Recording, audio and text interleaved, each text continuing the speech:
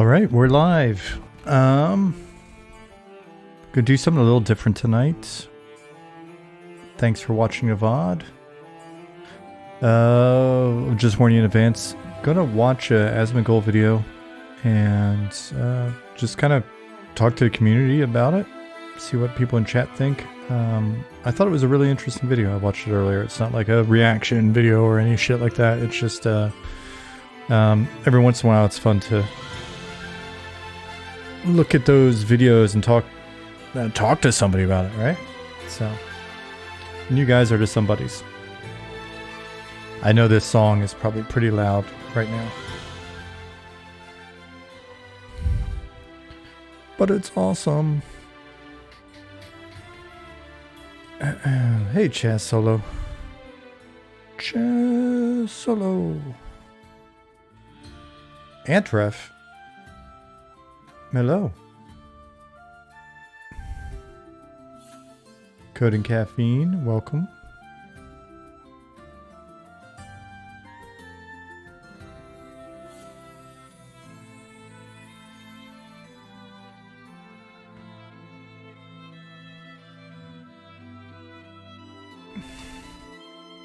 Cryptini said, been playing the Eminem theme until it's burned in my mind and inseparable from my routine thoughts. Perfect.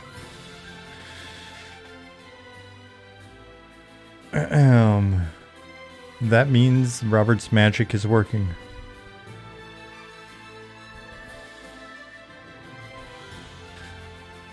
Hey Costanza, what's up Nicodemus?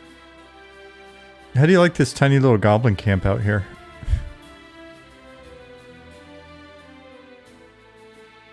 It will eventually be overlooking the glass flats. Nice verticality.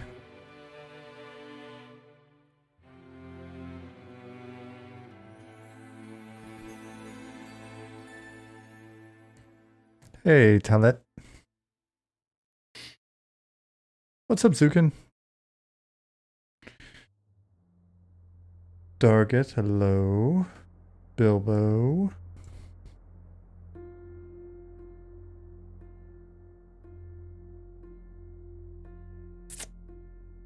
Camp looks dope, but looks like it's a long path to get up there. Yeah, I mean, there are a couple different ways you can get there, though.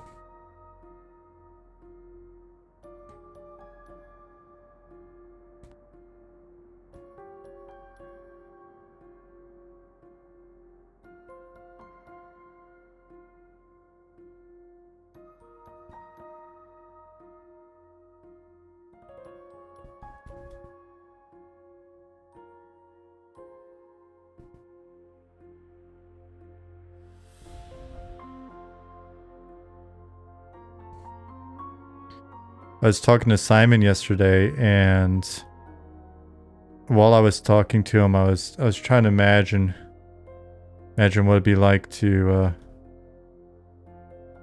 see some ships coming up and down this river.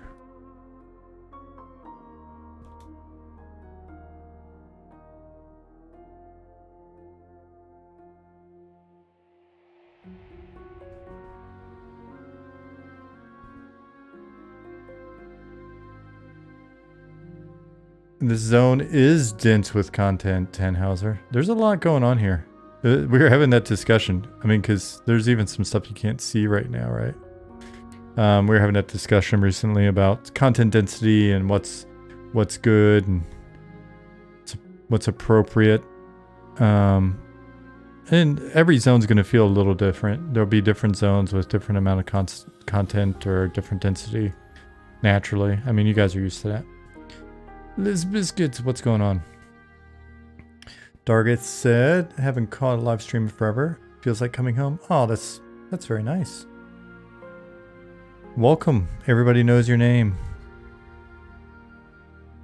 Dargeth. Oh man, I'm so looking forward to getting some different ships coming up and down here.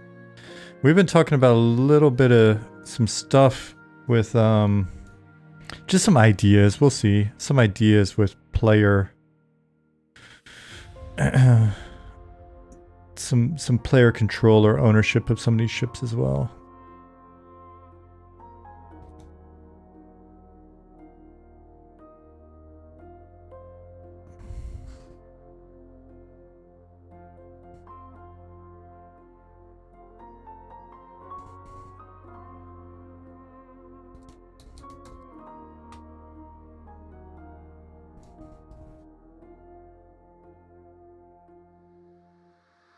Will there be a crabbing subspecialization to fishing as a skill? There very well might be. We're kind of crazy.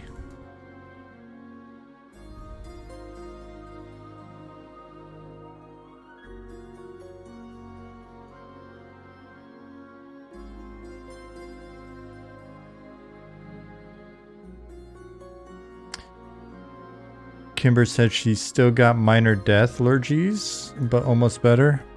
Is it, do you get it? Do you get it when the weather like gets damper? Because I've been wondering if I have that problem. When it gets kind of rainy all of a sudden, I kind of feel like I'm getting sick. And like yesterday was pretty much like that, but then now I'm back to normal.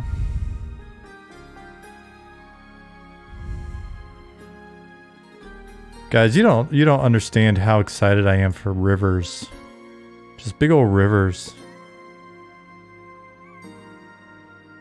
I was thinking maybe it'd be cool if there's if there are different ship schedules.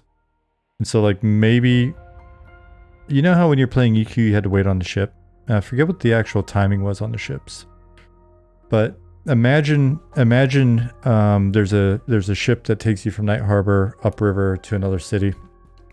Some different ports. And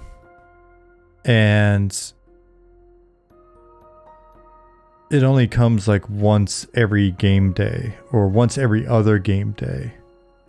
But then if you're a player who owns a ship, even if you're not controlling the route, you can captain that thing and you can go more frequently. So, and you can charge people whatever you want if they want to get on your ship. Little shit like that. Just see how it works. See if it's any fun. Might be a horrible idea. Hey, Dark Inside.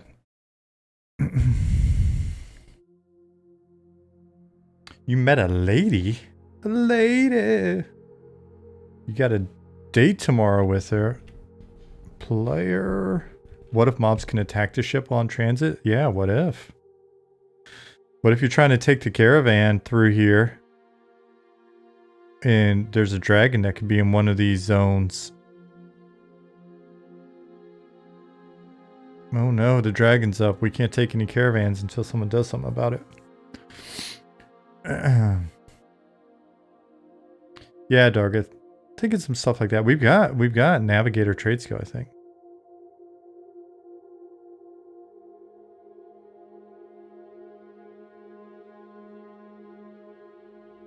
Sea monsters attacking ships. It's a thought.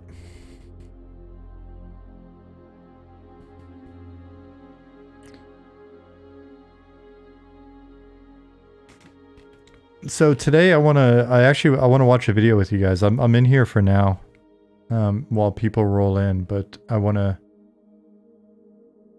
I'm going to watch a video and see what you guys think.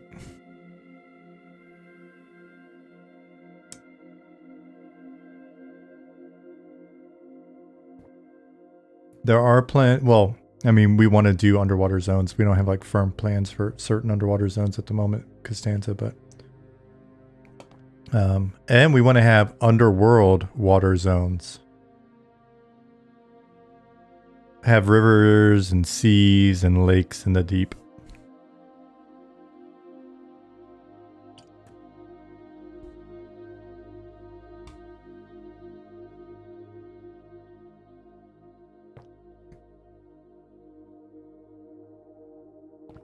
Everyone's min-maxing on Quorum with cutthroat attitudes.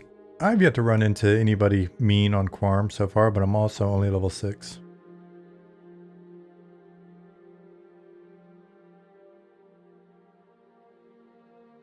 You guys Liz, get back on Quarm and join our guild. We have a Niche Worlds Cult guild on Quarm, and you can be a part of our friendly little community. We'll play together. Cryptini said, ship charter delayed due to dragon sightings. It will be setting sail in 5 hours, but you'll receive a 50 gold voucher for the Inconvenience. You're going to pay people to get on your ship? What's a Quarm? Quarm is a 4-headed dragon from Plains of Power, but it's also the name of a new server. It's a new emulated server, little EQ emulation. Somebody will post a link in here for sure. Its progression is 9 months per expansion, so that's pretty tight. Yep, and it is run by Secrets.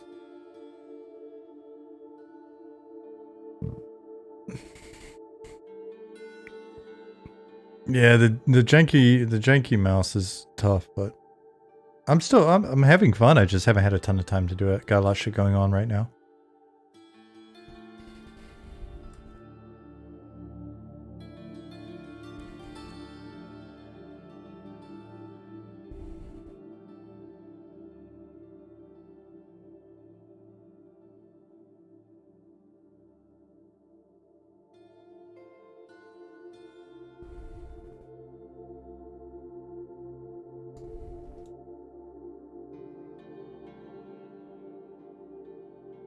Secrets? Yeah, Secrets from here. Secrets that I interviewed. Same person.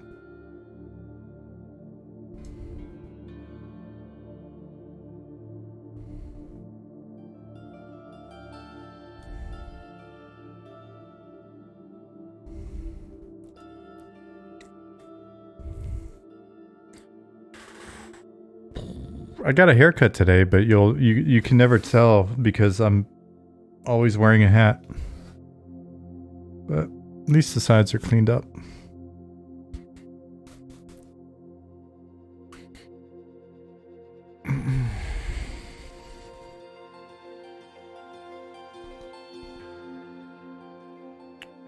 All right. You guys want to start the video? I got the feeling, looks like a lot of the regulars are in.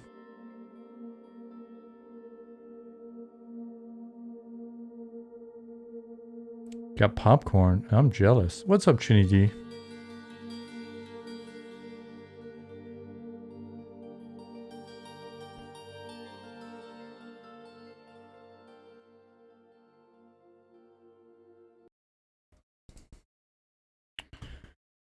All right.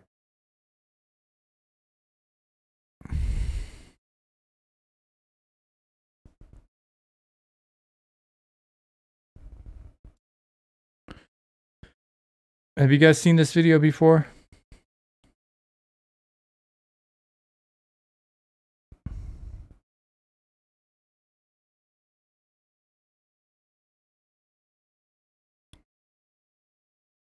The name of the video, so this is Asmongold reacting to a video by Vulgrin. This individual here. Got some cool videos. It is a WoW video. I know a lot of you are EverQuest folks. It is a WoW video, but the stuff being discussed in it seems applicable to what we have been talking about for a couple of years now. So it seemed like a worthwhile discussion.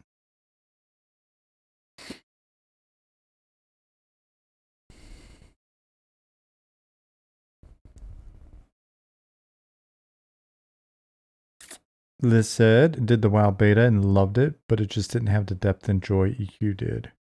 I thought it was just a beautiful game. I really enjoyed it.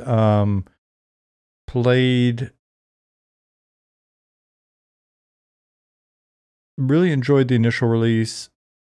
Played a little bit with some friends, but just don't even really seem to remember Burning Crusade very much.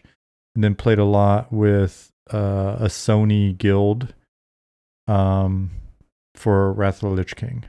Like basically like came back and really played it a fair amount.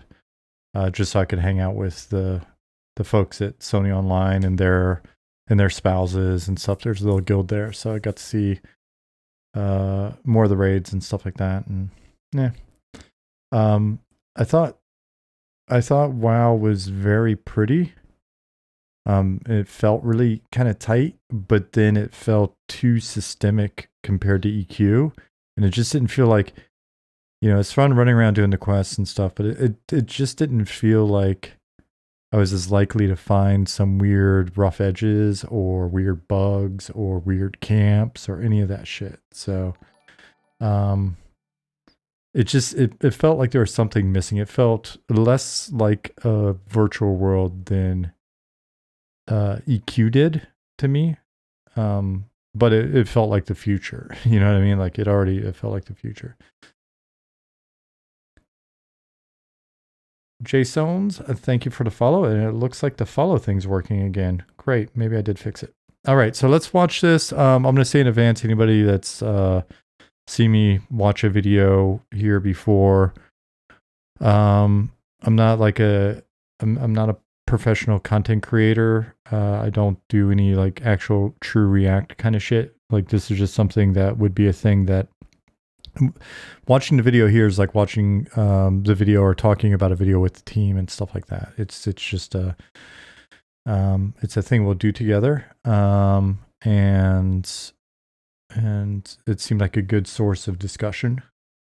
Anything that is said on the video, if it offends you or whatever, I don't remember what shit gets said here, but if anything's said that offends you, that's not something that I usually say on a stream or whatever. Well, just you're probably a grown adult. Get over it. You'll be okay.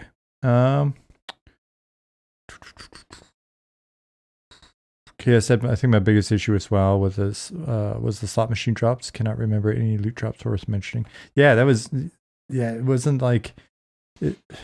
It wasn't a campy game, right? I really like the sort of camp gameplay.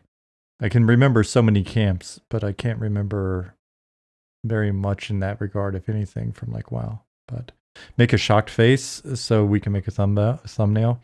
I'm sure I'll make some dumbass face before the end of it. So,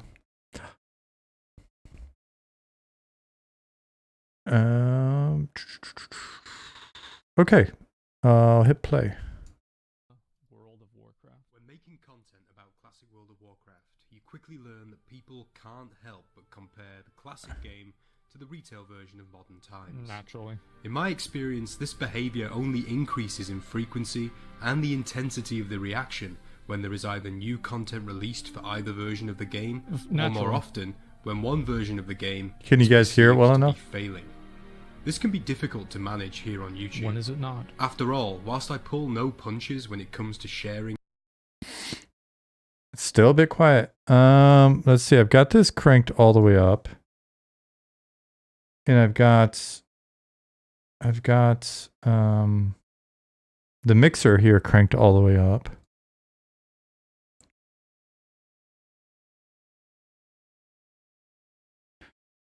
Oh, Bill said, for the sake of the future, when someone tries to get Eminem canceled for Sean being vaguely interested in this video, I was here. It's eventually going to be something. The cancelers are going to come. They can kiss my ass. All right, so let's try again. And let me know if the volume's better, Zukin. Zukin, turn your headphones up. Why do we still play vanilla World of Warcraft? When making content about Classic World of Warcraft, you quickly learn that people can't help but compare the classic game to the retail version of modern times. Naturally. In my experience, this behavior only increases in frequency and the intensity of the reaction when there is either new content released for either version of the game, or more often, when one version of the game is perceived to be failing. This can be difficult to manage here on YouTube. When is it not? After all, whilst I pull no punches when it comes to sharing my strong personal preference for the earlier versions of WoW, I have no intention of why don't you have nameplates? What are you doing without nameplates? What the fuck is this? I swear to fucking God. Why the fuck do people not play with nameplates? Like, Jesus Christ. Okay, anyway. I have no opinion. Fun or shitting on the retail game as a cheap way to grow my channel. My personal issues with modern WoW are just that, personal. And whilst I stand by my belief that the game has moved in the wrong developmental direction over the years, I don't resent other players for enjoying it, and I would like to one day return to retail and check it out. I don't hate retail either. Like I don't like the direction the game's gone in, but like I don't actively hate it. I just wish that it was different. Short, the last thing I want to do is foster an antagonistic environment through my videos towards modern World of Warcraft. With that being said, I think that the constant comparison of retail and classic is an inevitable consequence of having multiple versions of World of Warcraft available to players, especially considering you can play them all with just one subscription. People are always going to compare their options in these circumstances, and even though, as I've just stated, you can play any available version of WoW, be it Vanilla Era Classic, Hardcore, Wrath Classic or Retail with just one subscription, most people don't have the time, interest or the energy to divide their gaming experience. Casflex said, I think nameplates take away from my immersion. Unless the content's hard and needs my full attention, I play without nameplates. Yeah, honestly, as little UI on the screen as possible for me as well. The point that he's making, Vulgrin's making here about there being the two different versions available and thus the comparison, I think is interesting. When I first started streaming when I first started streaming and playing EQ again, I hadn't tried P99, and so everybody was coming in and like, you've got to play P99 as well. And they were essentially the folks on live were like hardcore, kind of anti. A lot of folks were anti P99 because it was like, oh, it's taking money away from the developers and blah blah blah. Anyway, so when I finally went in and tried it and saw like the difference in experience between live and P99, it was a serious epiphany moment. Like that was a pretty big deal for me, just because if I had just played live and not played P99, I would not have been anywhere near as interested in the idea of us exploring what it is that we loved about Classic that that doesn't exist in modern games. I don't think that exploration really would have happened, and I don't know if because we were doing like what will we put in ShmEverQuest kind of discussion, like Hashpipe, you remember, those early like ShmEverQuest discussions, I think were probably happening a little bit in live when playing on Aerodune, but it's such a different experience playing on an emulator that I'm not sure it would have happened. Experience like that. Real life. Well, yeah. I mean, like, you can't play, like, hardcore WoW, or, like, you can't play classic WoW seriously and probably also play retail unless you have, like, a lot of free time. That's true. Responsibilities, commitments, and other leisure interests get in the way of that, and the need to therefore prioritize, to choose one version of the game over the rest, leads to people picking sides very quickly. Given that my channel has largely become a classic WoW channel, for now at least, I see this debate all the time, typically through the lens of people like myself who prefer classic, by which I mean vanilla era WoW, over what came after. And before I get into the heart of this video, I want to make it clear that I understand that. I understand that my audience is primarily made up of people who prefer classic, especially vanilla WoW with its... I think, yeah, most people do. Like, I've looked at videos about, like, retail WoW, and, like, viewership for retail WoW videos are so low. It's old Lucius Malfoy looking high elf models and one mechanic boss fights. Yeah, they could fix some of that. So I appreciate appreciate that a lot of the feedback in this retail v classic debate that I've seen in the last few months is weighted heavily in favour of classic on my channel. But does that hold true for EQ as well? I really haven't considered that on the content side. It seems like there's more people, content creators, doing stuff for P99 than for live, but maybe I'm wrong. But still, I think it's interesting that this debate is even happening in the first... I wonder why he ended that clip. I wonder why that happened. Place. I mean, Is it not amazing that people to this day argue that a nearly 20-year-old version of a game that hasn't seen any new content released since 2006, and which has been officially playable again for 4 years, is a better game than the modern version, which has had all that time to refine, innovate, and improve? That's what I think thought. So anyway. And I think that there's some, like, in some ways, the texture of something being rougher makes it more enjoyable. Like, for example, I do think that Dark Souls 3 is a better game than Dark Souls 1 in a lot of ways, but I enjoy Dark Souls 1 more. I just do. I enjoyed PUBG more than Warzone, even though Warzone is a better game than PUBG in every single way. I just enjoyed PUBG more. It's worth asking ourselves why this is. Why is it that people prefer old school WoW over what we have today? And I've been asking myself that question a lot. So that was one of the first things that really kind of made my ears perk up when I was watching this, was the comment about the rough edges, right? Because I think that even goes back into what we were talking about just a few minutes ago with regards to the drops. And Liz, I think you were the one saying that the content, it just the difference in the feel between like EQ and WoW. And so it's interesting to hear more of that come up in in this context, and then he changed that into other games as well. Nil says, when he says it's a better game in every way, I disagree. I'd say more polished, but not necessarily better. I think that's fair as well. You know what? I kind of got this sense, like that was my takeaway when he says better in every way.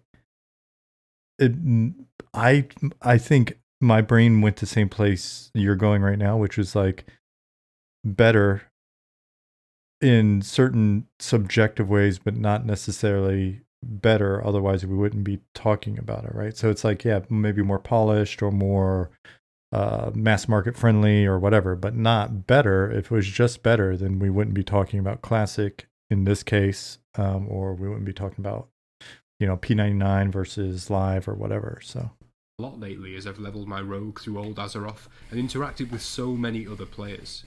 And I wanted to make a video about it in the hope that we can perhaps figure out what makes vanilla so appealing to us and possibly apply that to the future of the game. Alright, let's see what he thinks. I really enjoy talking about the themes and mechanics which work together to make old Azeroth such an immersive and enjoyable place to be. So if that's your thing, watch on.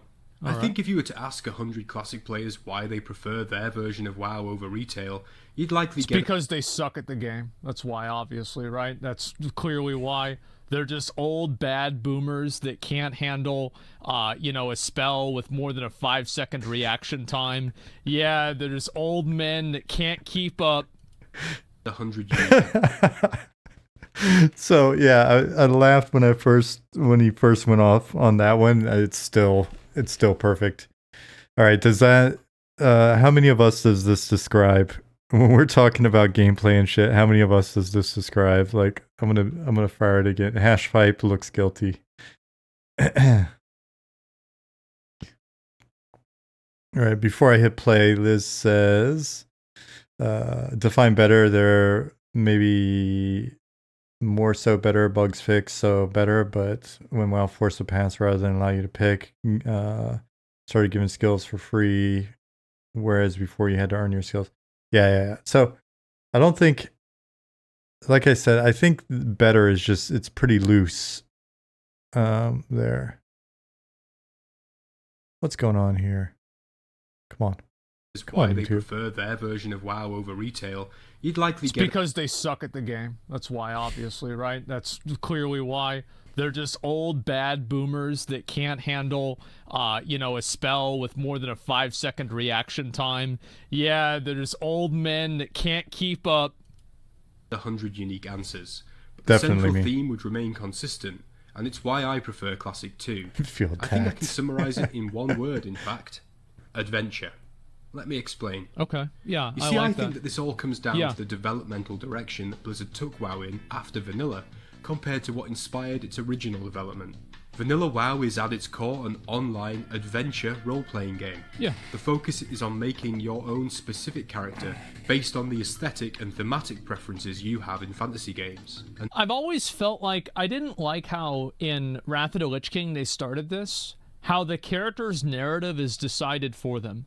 Yeah. Now, Final Fantasy does this, and it's great. And I can respect it and appreciate it for what it is. However, I kind of prefer MMOs where the player creates their own narrative of where their character's coming from. And then being thrust out. Absolutely.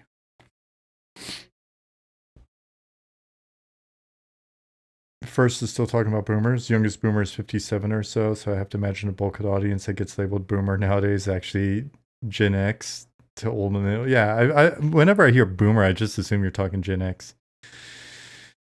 I just assume it's always Gen X. Like, I'm a boomer at this point. I clearly they're not referring to boomers. Like, my dad's a boomer, and I don't think he's even on the radar. Boomer just means older than me, says Fart Nugget. Fart Nugget, are you a boomer with?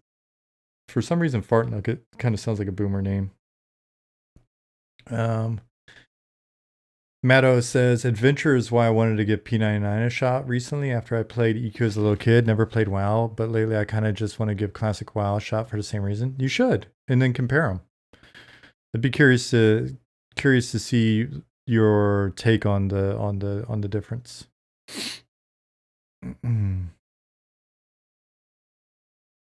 Hey, Pattis.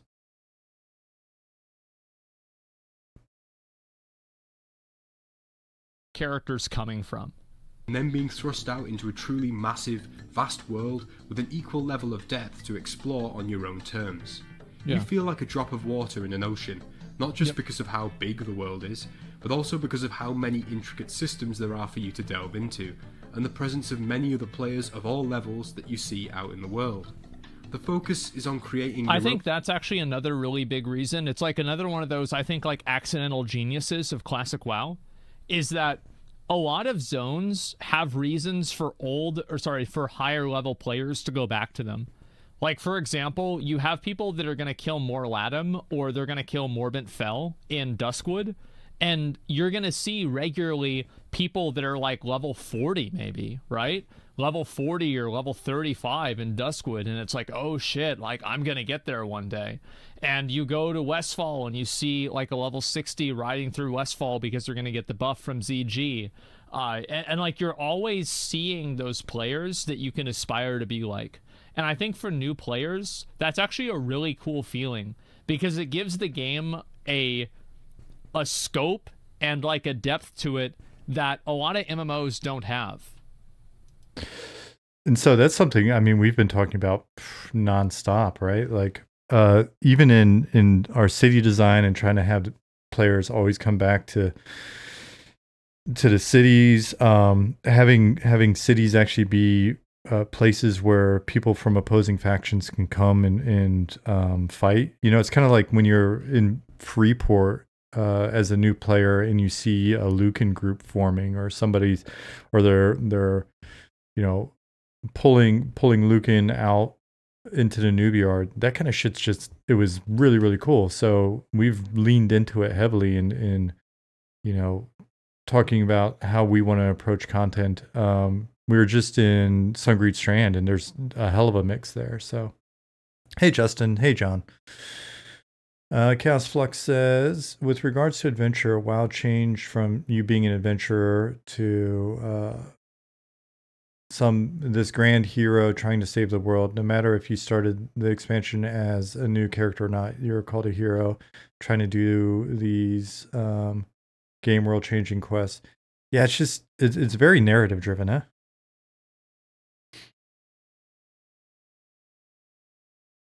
Good Grief Griff said, or just as simple as level 40s killing guards at every city in North was something cool, right? And it's funny because when I was on Eridune or P99, it might have been Eridune. Oh, I don't know. Anyways, one of those tunes that we were playing a couple of years ago, I was doing the, I think like Bone Chip Quest or something in Caladim, and having Ixar just kind of parked out on the hill farming dwarf guards. It's just always cool. And it's funny because they're like super nice and gave me some stuff. So yeah, like having that mix is awesome. As a new EQ player in OG-ish times, that stuff would be inspiring. Even in noob zones like Nictulus Forest, I remember seeing some high-level Necro with Dead Man floating, slapping around some Shadowmen, for example. Yeah, like that mix is super, super cool. Cryptini says, narrative-driven MMORPGs really ruin my immersion. I'm the chosen one, but so is every other person I'm seeing. Yeah. Massively single-player experience. Cool. Own adventure right from the start and doing it your own way. Or they have it in like an artificial to put it way. simply, World of Warcraft has never been a sandbox game, but the magic of vanilla is its ability to appear like a sandbox game. I thought that was a really cool point. He you know, he makes a point. It's clear it was never a sandbox game, but it really gave the impression of being a sandbox game. Chaos Flux says, that's the thing about Ikido, it's so cool. Although it was theme park, it also felt very sandboxy. Every day I logged into EQ, I always made my own content. It was all about, what am I going to do today? Exactly. I think the ability to put in some more systems that help reinforce that sandboxy feel without trying to make a sandbox, that's one of the things that when we've talked about like Ali's fascination with Ultima Online, for example, you know, there are things where I think we can pull a little bit more in to both promote the social aspect of it, but also just kind of make it feel like, hey, it's this world that I'm logging into, and I can, you know, come in and decide what I'm going to do today, right? Cass says, I still play UO. You might run across Ali then. I think you've got, yeah, you should talk to Ali about that, because I think he still pops into some emulators. Liz said, that's my beef with Diablo 4. You are the one of, yeah, well, but at least Diablo 4 is kind of, I mean, it's a narrative-driven game that's got some MMO slapped on it, right? Not that I've played it. Rediker Kane said, on Innerrook, there was a wood elf ranger that would hang out right next to Bank in Kelethin. O'Derry, Badgerclaw, still remember the name, but he was in a raiding guild and would always have some new awesome gear to admire.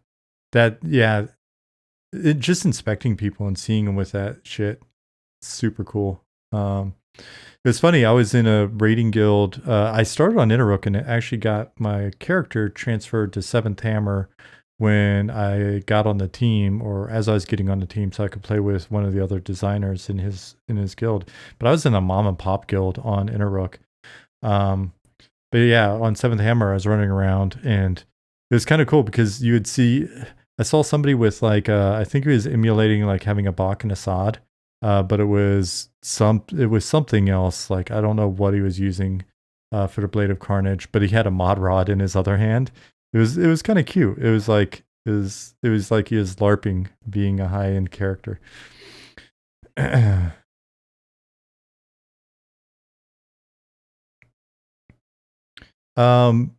Hartzman, the former tech director on EQ, and then he was tech director on EQ2, and then executive producer on EQ2. He was actually in the raiding guild on Innerrook. I forget their name. Oh, why am I forgetting their name? Oh, what were they called? They weren't. Oh man. For some reason, I kept wanting to think they were like called Pantheon or something. I don't think it was Legions of Darkness, Ashen Vendetta. Maybe there's one more that you're forgetting, and I swear that's it.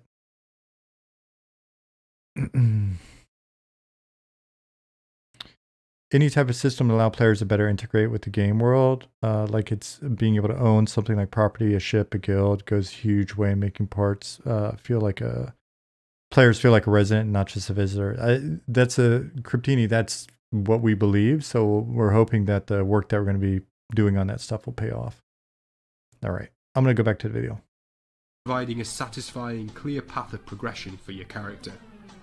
Now, some people will already be saying that these are just words, that I'm just regurgitating the same praise for Classic that you've heard from 100 different people for years now, and that in reality, Vanilla WoW is a dated game packed full of inconvenient mechanics and gameplay elements. And to an extent, they're right. It is. They're right. It's completely inconvenient. There's a lot of really annoying things to it, and there's a lot of really stupid stuff. But, like, the mastery over those stupid things and the reward for getting the mastery over it is very high. And I think also vanilla WoW is an easy game. It's an easy game that rewards knowledge and preparation much more than individual player dexterity or reaction time.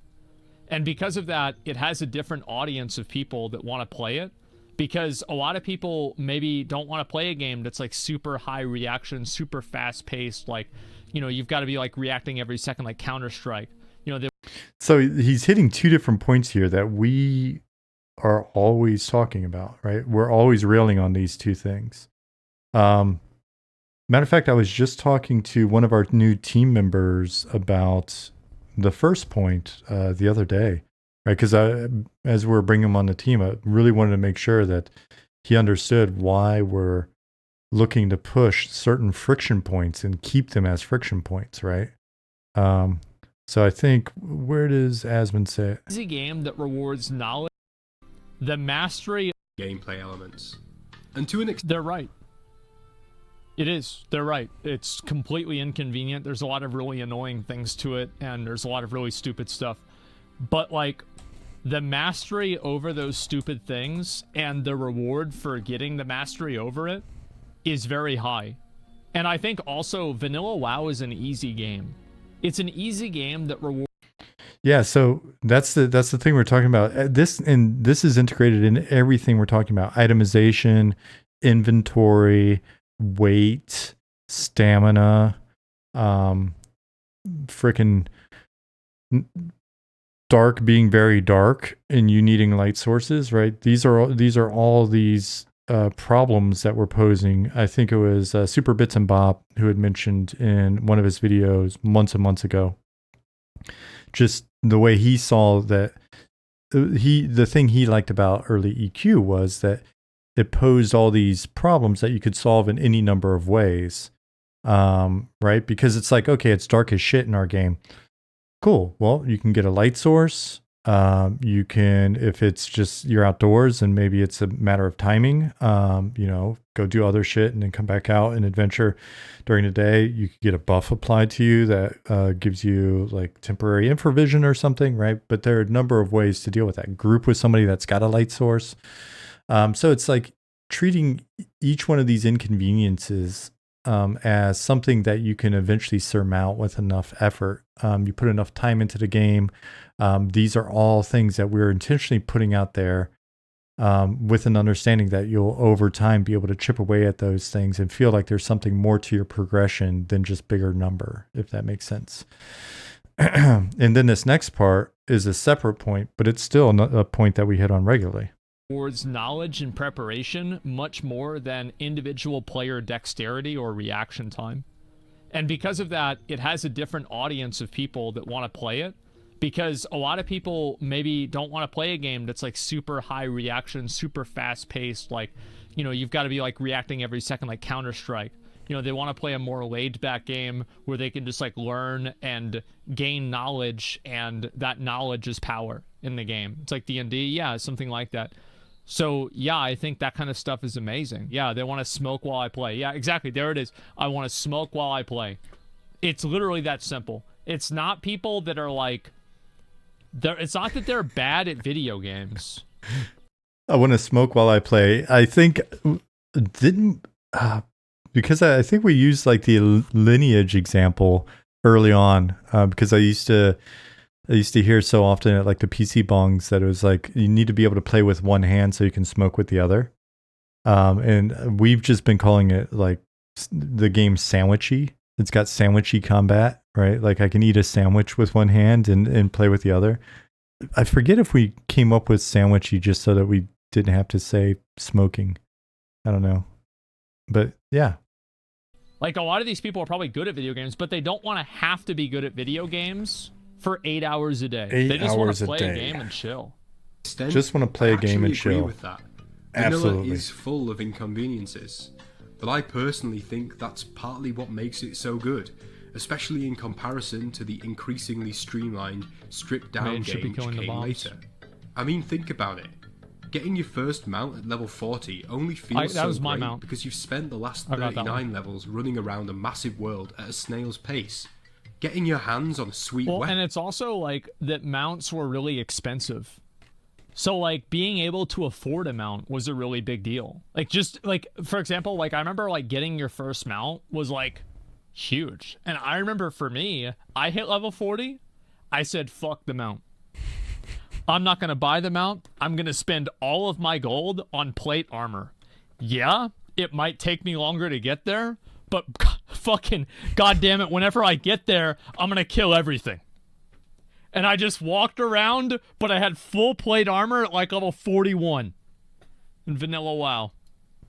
Halfway through your leveling experience, like the Whirlwind Axe or Vanquish's Sword, It's a good only decision, feels him great attacking the because right of how target. inconveniently long the time is that it takes for you to level, and your need to constantly increase your power to match the tanky, hard-hitting mobs you're pitted against along the way.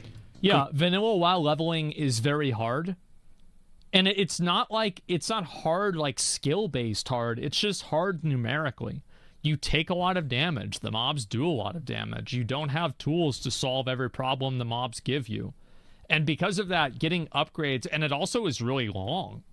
And because it's so long and hard, it feels better to beat it. And it feels better to get through it. Completing That's again, that's another just spot on point that we've been talking about, right? So I'll replay it. It's funny. I could have gone with Vulgrin's original video, which I guess is a fair bit shorter because then it's extended by Asmon reacting to it, and then it's further extended by me reacting to Asmon's reaction to it. But Asmon really makes some fantastic points here.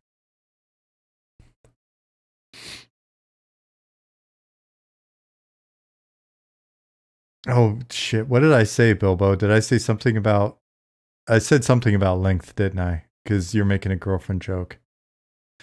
Who here is recording themselves reacting right now? Show of hands. Asmon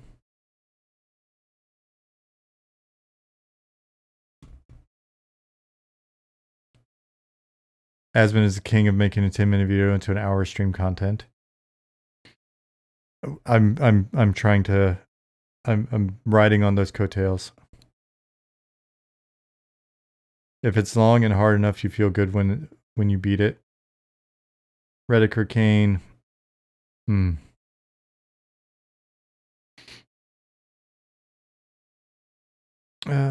Shit. There was something up here. Conveniently long the time is that it takes for you to level, and your need to constantly increase your power to match the tanky, hard-hitting mobs you're pitted against along the way. Yeah, vanilla WoW leveling is very hard. And it's not hard like skill-based hard, it's just hard numerically. You take a lot of damage, the mobs do a lot of damage. You don't have tools to solve every problem the mobs give you. And because of that, getting upgrades, and it also is really long. And because it's so long and hard, it feels better to beat it. And it feels better to get through it. Completing a labyrinthine dungeon like Maraudon, Sunken Temple or BRD It does. only feels like such a grand achievement because of the time and effort you need to spend putting a group together, getting to the instance, and then working your way through a huge expanse packed full of mobs, not designed for speed and efficiency, but rather for immersion, exploration, and to fit into the overall world the game brings to life. Dude, that's exactly what I was saying earlier about dungeons in Classic WoW. Dungeons in Classic WoW are the best dungeons Blizzard have ever made. Like, maybe I'm the only person that feels this way, but I don't get excited for new dungeons in WoW anymore because I know what they're going to be. 7 trash packs a boss, and then 5 trash packs and a boss, and then 5 trash packs, maybe a mini boss, and then a boss. Like, they're so formulaic because every single dungeon is designed for Mythic Plus. Kia says that's what EQ was at its heart. It wasn't hard. It was just dangerous, and that's part of what I love. New areas that zone into, you feel danger always. And originally it took it just took time, right? There are a number of people I talked to that never hit 50 or never hit 60 in EQ. I don't know if anybody in here falls into that category. Like, is there anybody in here and it, it's actually nothing to be ashamed of. But anybody in here that didn't hit max level in EQ?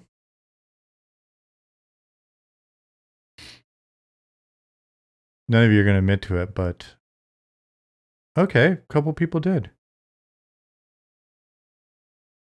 Interesting. I was about to say, because I know I've talked to people. I don't think I ever hit max level in Era, Zukin said. I would never call you guys losers, Chase. Hit max, but the game got almost boring at max. Did you wind up making alts? Chad said quite a few 50 plus, but never 60. Vumber never did. Right on. Thank you for your honesty. Yeah, alts were the way to go. I honestly only ever had one max level. Shitload of alts though. Let's see. Tech Lead said, I think I stopped after Kunark era. Fair enough.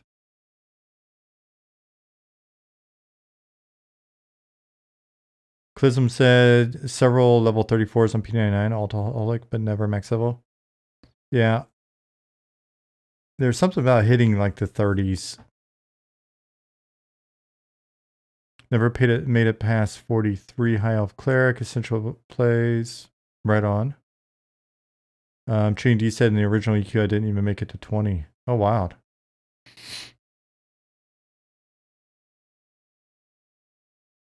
Alts were more fun when you have a huge variety of low-level zones. EQ is good at that. That's something that, again, has been coming to mind a lot when we look at the amount of content that we have just in our little couple of proof of concept zones, right? And so it's starting to picture, what does the world look like if we do every region with this density of content? And to me, it just kind of seems cool because I could make a new alt and play through levels 1 through 50 again, 1 through 60 again, and have that just be a very different place, different experience. So Essential Play said, I rolled my tune based on box cover art. Brilliant, as you should. What EQ did so much better than any MMORPG ever was twinking. That's also a fair point.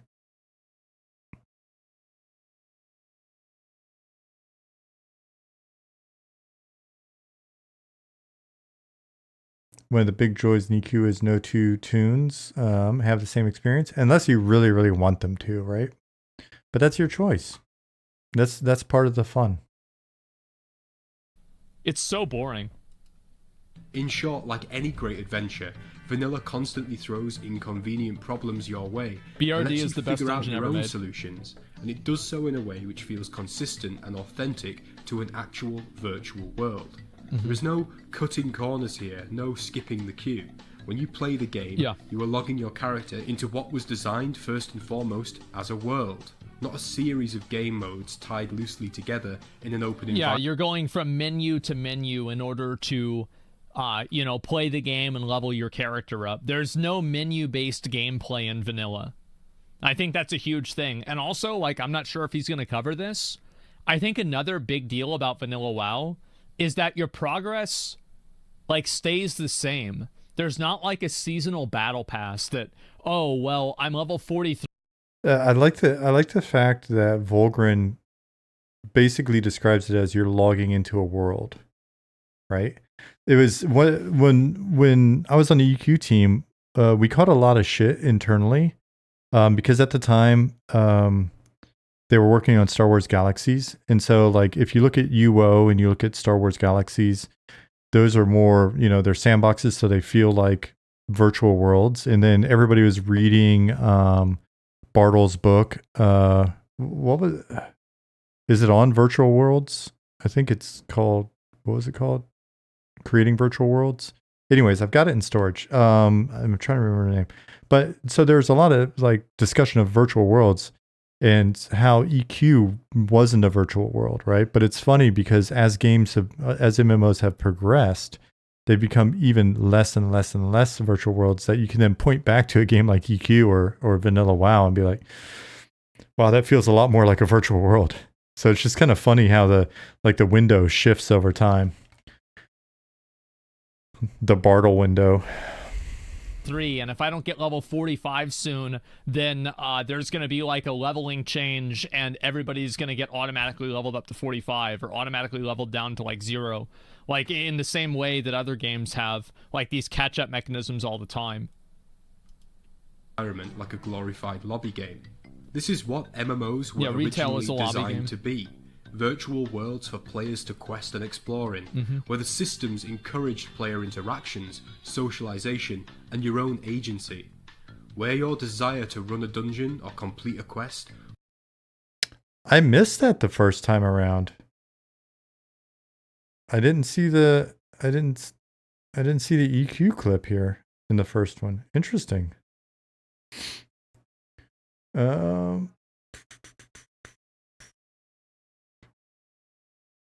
Liz said, you want to feel the world continued while you weren't there? When your world is warped by what you did, and so if some guy kills a big baddie, but it doesn't affect your world, and you have to, before it affects your world, it's not immersive. That's another interesting point, right? You want it to feel like the world's continuing without you. You're not just logging in to continue through the storyline. I think that's a good point. Central Place said Trader was my favorite role in AO. It's interesting how many people come in here and make comments along those lines. But yeah, I like Vulgrin's emphasis on it being a world and you having agency. I think that's super important. It's definitely something we've been talking a shitload about. Encouraged player interactions, socialization, and your own agency. Where your desire to run a dungeon or complete a quest or team up with another player wasn't based solely on whether it would result in a cost-effective, measurable increase in your character's power level relative to the time expenditure. This approach to design wasn't just limited to MMORPGs either, but is instead indicative of an older approach to game design overall. For example, if you were to look at another of my favourite games, Morrowind, released a couple of years before WoW, you can see the same approach. The fast travel systems, which have become standard in later Elder Scrolls games, are heavily limited. Character progression runs at a much slower pace, and there is no ever-present compass guiding you to your next objective. Adventure. That's what it was all about back then. And no, not just because we were kids, or because the internet was so much younger and less saturated with every manner of guide and forum post directing you to play the game the correct way. Instead, vanilla WoW and games like it feel refreshing and immersive for players now. I think that a big factor actually was the fact that we didn't have the resources that we do now. And like, there was something magical about things in games back then because you didn't have as many resources to understand what the context was behind them. Whereas now, obviously, you can just look up how to get corrupted Ashbringer, and you can look up. Can you fish in between Eastern and Western Plague Lands and get Ashbringer? No, okay, all right, I thought so, and you just automatically know. But like, obviously now it's not the same. But I don't think that's like the whole story. Now, because of design choices that still hold up 20 but it is years a factor. Later. So that's vanilla, and why I think it remains the preferred version of World of Warcraft for a good bunch of players. I think it's interesting though that his focus is on vanilla, but then that clip of EQ, which was funny, you can't see it because it's under our chat, but watching Asmon's chat talk about, like, people are like, what game is this? Oh, EQ, blah, blah, blah. It's always interesting to see the folks that kind of pick up on it later or reference it in his comments and shit of that nature. What happened to my hand? Skating? No, it was not skating. I used my hand for evil. And I paid the price. But tomorrow I go to the doctor after 7 weeks, and hopefully I can take this thing off and start rehabbing it. My hand's all locked up and gnarly looking. Let's see. Everything about EQ within EQ was great. Cool. All right, we're gonna get back on this. But what about retail? What makes it so different from the WoW of yesterday? And why did the retail game start to decline? Well, here you can literally see why retail is different. Nobody plays retail WoW. Is he gonna log on to retail WoW? It looks like he's... Yeah, he is. And I'm pretty sure he might have add-ons whenever he does that. Actually, maybe not, because he just changed his UI. But in general, like, there's so many barriers to entry with retail WoW. It's no surprise that people don't want to play it. At least in terms of player count, after the end of the Classic Trilogy. Well, to me, it comes back to that earlier point about inconvenience. You see, I made a case for why the inconveniences of vanilla are actually part of what makes the game great, at least most of the time. But sometimes, they're not. Sometimes... Well, it's also that the inconveniences of the game are the difficulty rather than the game itself. Like, for example, the raids in Classic are really easy. But getting into the hardest thing about doing Naxxramas is zoning 40 people into Naxxramas. And if you can do that, you can probably clear the raid. Inconvenience is just a pain. Yeah, it's effort and preparation. The degree to which you can tolerate it in your leisure activities will obviously vary from person to person. Sometimes having to travel all the way from Stormwind to Desolace, or from Orgrimmar to Blackrock Mountain, is just a pain in the arse, especially if you get ganked on the boat from Booty Bay. Vanilla requires a certain tolerance, dare I say it, even an appreciation for pain that some people quite understandably don't share. And unlike today, where we have the ability to compare vanilla to the modern game and assess their differences with the benefit of hindsight, back when it was current content and Blizzard was eagerly trying to draw in more and more new players, these issues were seen less as an essential component of creating an immersive virtual fantasy world, and more as flaws, which ideally... This is one of the reasons why I think Wrath of the Lich King wasn't as good as people think it is. I think Wrath of the Lich King had peak class design, but in terms of the way the game played, I think it was much more shitty, basically. Like, Wrath of the Lich King fixed a lot of the problems that made the game good. And Wrath of the Lich King was whenever Blizzard started catering the game. I love that statement. Wrath of the Lich King fixed a lot of the problems that made the game good. It feels like a juxtaposition, but having worked on EQ where we were fixing a lot of the problems, right? Like, because I was there from essentially Lucklin through Omens, minus gates, Lucklin through Omens, and we were just like so busy fixing problems that ultimately detracted from the overall experience, right? So in hindsight, it just made it into a different game, unfortunately. Yeah, so, or fortunately, if you like the game past that. But what are you guys talking about? I think we're good. To people that didn't want to play it. Burning Crusade was still World of Warcraft for World of Warcraft MMO players. Wrath of the Lich King is whenever they started trying to make the game more mainstream. And I think they took out the texture of the game that made it mean more and made it feel better. Wrath is too homogenized. I don't know about... I don't know. I feel like classes feel complete in Wrath of the Lich King. They do. But... The class is only one part of the game. Should be ironed out as WoW progressed through its expansions. And that's what happened from as early as the Burning Crusade.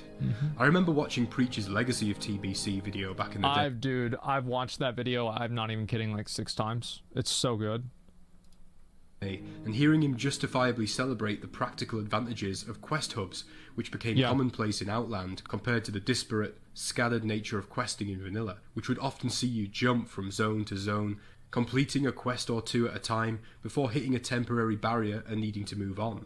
Yeah. If you look at a vanilla dungeon like Zul'Farrak and realise how scattered the dungeon quests are, and then compare it to, say, Hellfire Ramparts in the Burning Crusade, where the quests are close by, you can understand why this was considered a big improvement in terms... It was a big improvement, and I think that, like, again, with Burning Crusade, there are probably no dungeons in Burning Crusade that I think were, like, really good. I'm trying to think, was there any dungeon in Burning Crusade that I thought was good? Shattered Halls, maybe? No, I like the Durnhold Keep. Yeah, I actually really like Durnhold Keep, where you go back in time. Yeah, Return to Hillsbrad, yeah. That's actually not true. Yeah, I thought that one was incredible. Arcatraz, I didn't think Arcatraz was that great. Nick said Burning Crusade made all the dungeons way more linear. And also commented on its both classes were more complete, but also more homogenized. Fielder said WoW started to feel more feel formulaic to me during Wrath. The immersion vanished, and I just felt like it lost its charm and heart. But I mean, I came back, like I said, I came back to play with the SOE guys more consistently with Wrath, and overall, it was an enjoyable experience. I mean, I had a fair amount of fun, but it was just such a very different experience than EQ, and even from initially playing WoW. The practicality at least, and TBC was just the start. Wrath of the Lich King was the expansion that really began the process of trying to solve the perceived problems of World of Warcraft. Yep, Wrath was it. Interacting with players to form dungeon groups is tedious and Wrath was the time-consuming. beginning of the end. Add in LFD. Leveling is slow and annoying for most players. Add in heirlooms to speed it up. And so it went on and on. With each new expansion, heirlooms were such trash. Process of solving WoW's problems continued. Oh god. And ironically, the player base eventually began to shrink at the same time. And so we have the game of today. A game stripped of as many inconvenient elements as possible. A game in which you can log in on a character and without moving, queue for literally any kind of content worth doing. And by the way, isn't that shoulder pad only available at like higher levels than level 61? I don't think you can get that shoulder pad at level 61. But I don't know, maybe I'm wrong about that. The game will tell you that too, directing you down one of a few paths which, due to the obsolescence of treating Azeroth like a virtual world to explore and adventure in, have become the objective ways to correctly play the game. And all of this can of course be accomplished from the comfort of your home city. Yeah, I'll tell you this. They should have never added level boosts into the game. And they should have never added the WoW token into the game. And they should have never added faction changes into the game. All of these things made the game worse. You know what the funniest fucking thing of this retail thing is? The only person who's typing in trade are people selling carries. Without the irritation of having to interact in any way with other players. I mean, why would you want to talk to people in a massively multiplayer game, right?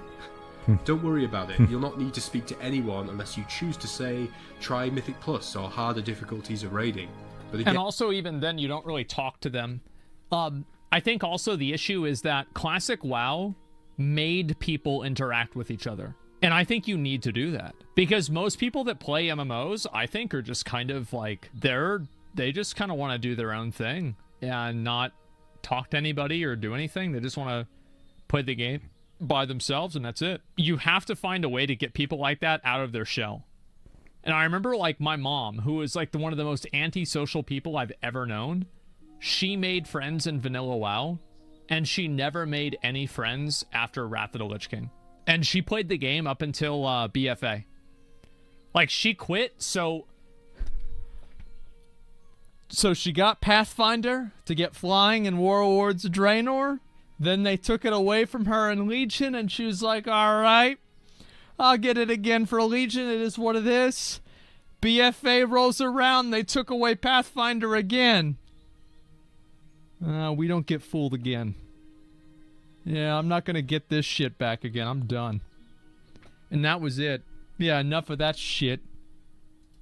And Why would you bother to go that far as a new player if you can experience every instance the game has to offer through LFD or LFR? And she had tons of like stories of like her guild and like drama that would happen in her guild, and it was just like the typical WoW guild drama where it's like the wife of like the main tank is like a moonkin that doesn't use moonkin form, and it's just like all this really stupid stuff. But you remember, like I remember one time, for example, I woke up for school, and this is like I was in 11th grade, so it was vanilla WoW, and she had just gotten up, and you know, as always, she had fucking like morning tea, smoking a fucking cigarette, and you know, got some toast, and she's all excited. She's like, "Listen, get ready to go." Listen to this story and then see. I'm curious how relatable it is for how many of you. I'm like, yeah. I'm like, what are you doing? She's like, I'm getting ready to do Dire Maul. And I'm like, oh, wow, that's exciting. You're going to do everything? She's like, yeah, we're doing a full run. And I'm like, all right, have fun. And I didn't really think anything of it. So I went to school. I came back from school 8 hours later. Come back, and I'm like, hey. She's like, hey. I'm like, how's Dire Maul? She's like, it's going. And I'm like, all right, good luck. And she's like, yep. And I look there, and like everybody's just standing around doing nothing, right? Then I come out a little bit later on, and I'm like, so what's for dinner? What do you think about for dinner? She's like, I don't know. Like, just get whatever you want. I don't really care. Just figure something out. Like, I don't know. I'm still here. I'm doing the dungeon. And it at this point, it's been like fucking like 11 hours in Dire Maul. And I look at her, and everybody is dead. And it's the ramp up. I still remember this. It's the ramp up to the final tribute room for Dire Maul North. And she's just had enough. And I remember after that dungeon, she said, I will never do Dire Maul again in my life. She never did. She didn't even go back for Transmog. She didn't go back for like level 70. She never went back. Good for her. That's right. It was an 11, probably could have been a 13-hour Dire Maul run. And I still fucking remember that. Like, what story do I have that I remember from BFA? Yeah, did anybody have days like that? It was, yeah.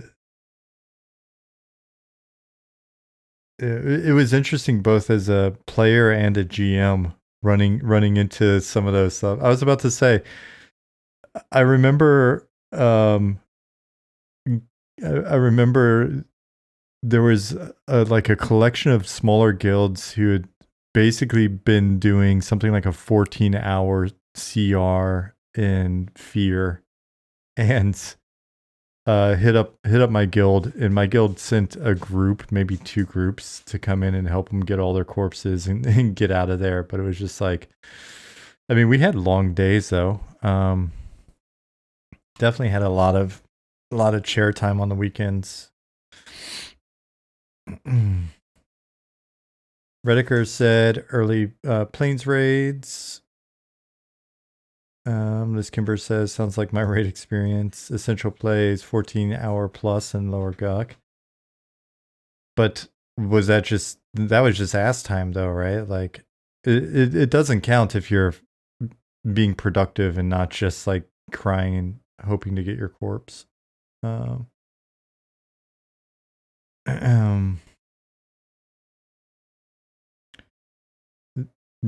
Is that Joxerte? Said I remember doing corpse runs on my rogue in the hole.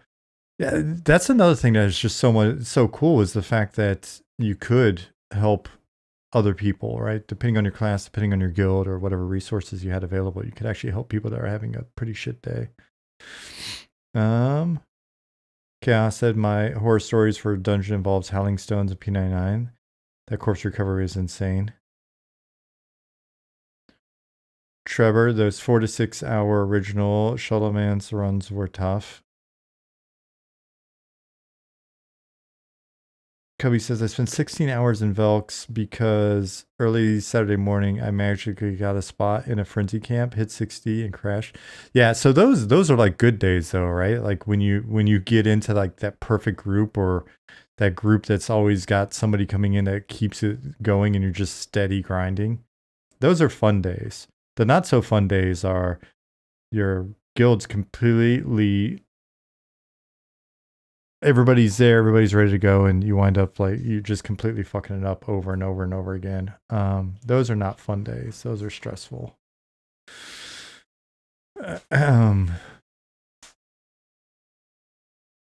Wipe. All right. Corpse recovery, rebuff. Wipe. Madman McFarland said, honestly, no, I ran with a competent group in both EQ and WoW. Fair enough. Look at you. Twitch Dog said it could take 11 plus hours just to camp a respawn of a single bomb. Again, I consider that fun. Some of the most fun I've had in my life has been sitting waiting for a fucking thing to spawn for a week. So I still remember the most recent stuff there. Patty said, Overlord Madamaram in COA before Gina hit. That was still only 6 hours, granted, multiple times. Kaneda! Get up, go to work, get home, raid till I couldn't raid anymore, rinse, repeat 5 days a week, and then go raid, playing a scout on a weekend, when it would be 18 hours plus. Yes, it sounds familiar, though not POS. I don't know, I don't know why we spend so much time in there, but I swear I remember some long ass days in Shreza and also TOV.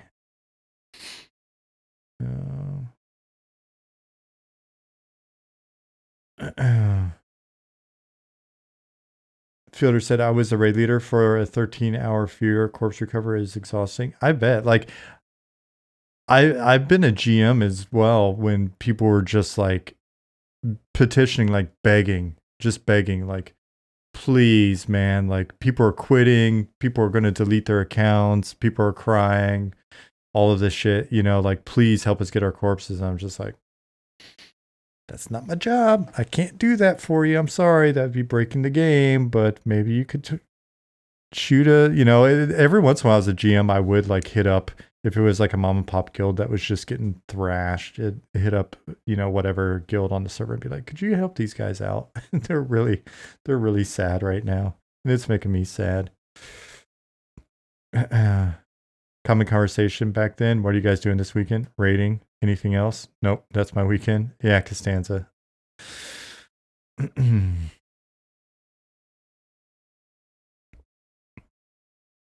What's up, Keebs? We're watching this video. It's Asmon's video. Why do we still... he's responding to Vulgrin's video, and I'm responding to that. So, you know how it is. And Jasmine's over there laughing at that whole sequence of words. Why do we still play vanilla World of Warcraft?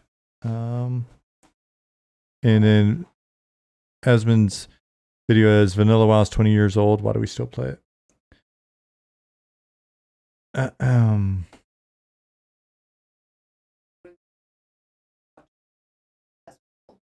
Yeah, Jasmine and a puppy are watching me watch Asmongold watch Vulgrin. So we'll get a camera on her, and then you can watch it, and it'll be like a weird human centipede of watching. All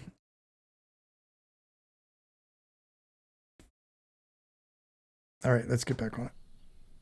Call outs incoming. That was really funny. Mail Muncher? Yeah, but that's like a stream. You want to watch? It was like the call outs incoming was like an emergent watch me rewatch thing this? that happened because of player interactions. Salt would continue to flow until it piled up in dunes like the fucking Sahara Desert. Ooh. It's simple, really. Blizzard succeeded in their goal of solving WoW, as I put it. They cut out... Well, they made WoW appeal to people that don't like MMOs. Time-consuming, tedious elements. They streamlined the game. They increased their focus on end-game content and made this easier to pick up and play. They made the game quicker and much... Dude, if I would be so fucking mad at this guy. Fucking turns off his UI He gets in front of the boss and starts attack. I would be so fucking mad. More efficient, and in doing so, they lost its magic, at least to players like me. Yeah, it did. In return for what was thought to be a better user experience, they traded a lot of its depth, its immersion, and its ability to grip a player from level 1 and not let go. The unparalleled historic... Yeah, I hate this thing that, like, people are like, oh, the game gets good at a certain time. Dude, I was having fun playing vanilla WoW in, like, the first zone. It was immediately fun for me. achievement of vanilla WoW was that Blizzard the game starts at level 1, not max level. Went beyond the... That's something we've been talking a lot about. I think you've probably heard it from all of us, right? The game should start at level 1. Sinowin said they made WoW appeal to people who didn't like MMOs. Such an accurate statement, and the main problem with the genre today. Having been in a company, it's such a top-down demand, right? Like, because the company's seeking growth. We need more people to play, and there's always going to be a certain amount of churn. But in EQ, until WoW came out, and I know, people talk about what expansion, the game died, blah, blah, blah. I understand, and we've looked at the charts. It was funny. Somebody actually brought a chart to prove to me that I was wrong, that about EQ not dying at Planes of Power. And then we clicked the link, the chart came up, and it showed exactly when EQ took the hit. And that was when WoW came out in EQ2. That's when it took the hit. It was growing all the way until then. But the thing is, we only had like roughly 2% churn on EQ. We had very low churn until that, series of events. But the push was always, how do we get even more subs, right? Like 300,000 is not enough. 400,000 is not enough. 450 is not enough. Right? Like, how do we get more people to play? And then we were also racing this fear of, with so many new things coming out that would cater to the shorter attention span, or, the fact that people had less and less playtime. Because think about it, by 2003, we've got people playing for 4 years, and so there's this argument that was coming up internally that was like, the kids that were playing in high school are graduating now and going to college are not going to have as much time, or the guys that are in college playing are graduating from college and won't have as much time. And so there was a lot of emphasis on, like, how do we make the game digestible in 30-minute chunks, as if they're playing Xbox Live, right? So we were solving a lot of these problems, but ultimately it was at the detriment of the original feel.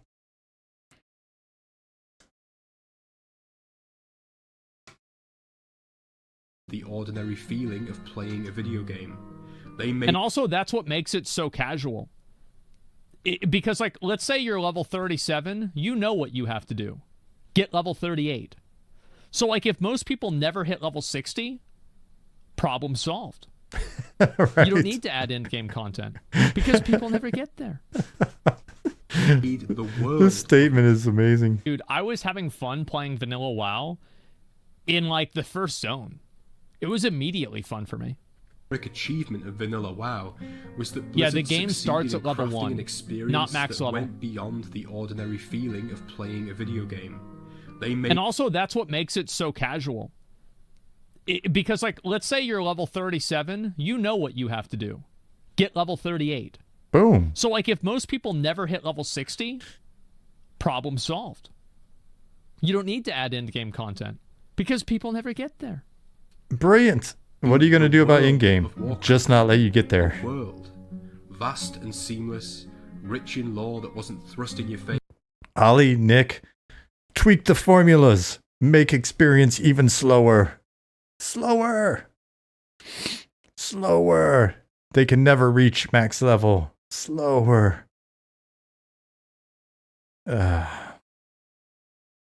Patty said, I oddly had more time to raid in college than I did in high school. I would have as well, because that's why I wound up not being in college for very long, except these games weren't out at the time. So I just wound up drinking a lot of beer and playing Populous. Or course corrected at every turn. They made a place worthy of a true adventure. And then, over the course of many years, and often endorsed by the complaints and requests of players, they proceeded to gamify, for lack of a better word, every aspect of the world that they had so skillfully and lovingly created. Now, as I'm sure you can tell, it is very difficult for me to not let my biases show when it comes to vanilla.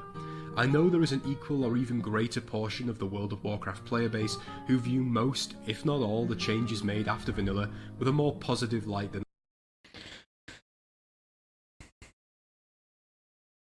Zillith, is that our Zillith?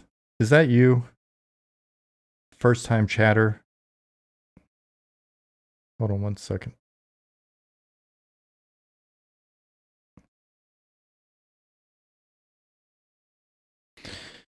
Everybody, welcome Zillith to the team. Zillith is a new programmer on Monsters and Memories.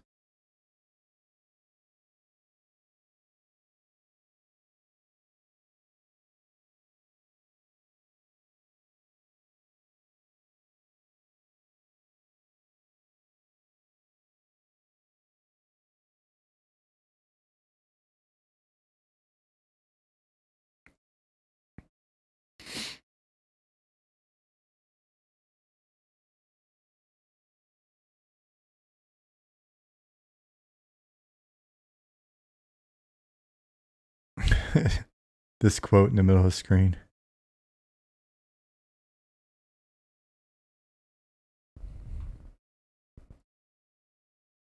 I don't know what's going on, but it's just where it's paused. The chat bubble back here says, "Dude, you're a fucking nutter." I have no idea what's happening.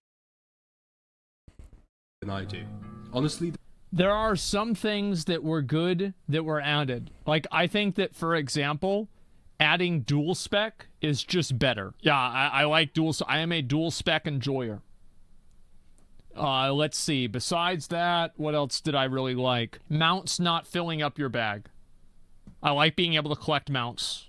Guild banks. Yep, guild banks. And that's about it. There are times when I agree with this, and there are many aspects of modern WoW which... All right, hot take. I don't think... All right. Right after Asmon said this, I thought about it, and I was like, you know what? I kind of agree with that. And it contradicts stuff that we've said in the past. But I kind of agree with what he's about to say. I'm curious if you agree as well. So, listen closely. WoW. All right, hot take. I don't think they should have ever allowed you to change your character's appearance. How many of you guys remember seeing people and you could recognize the face and the hair of the character and you knew who it was? I'm serious. No, I'm serious. I'm actually serious. I don't think they should have ever allowed you to change your character's appearance. I know, it's stupid. It's really stupid, but I think, like, I do. I think so. Which I miss as a classic player. I know. Such as the more competitive, fast-paced raids and dungeons, which I took so much joy in for many, many years.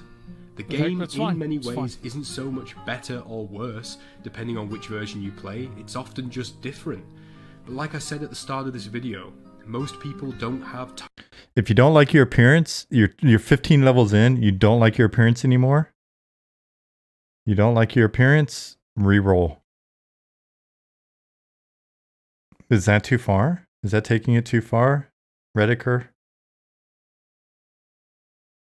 Pick a look and own it or reroll, Dragon Lee says. I think I might get pushback on the team. I don't know if Zukin's still out there. I'm curious what, as our resident character god, I wonder. Face? No. Hair? I think hair, you can get different haircuts. You can get different haircuts. So I think, what do you think, Zukin? You can't change your appearance. Basically, you can't change your character with the exception of hair. And even then, I don't know about hair color. I don't know. That's kind of pushing it. What do you think, Zukin?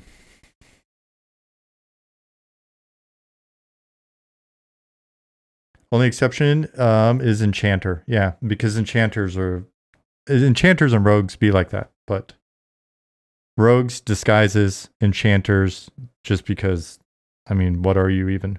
You're essentially the David Bowie of classes.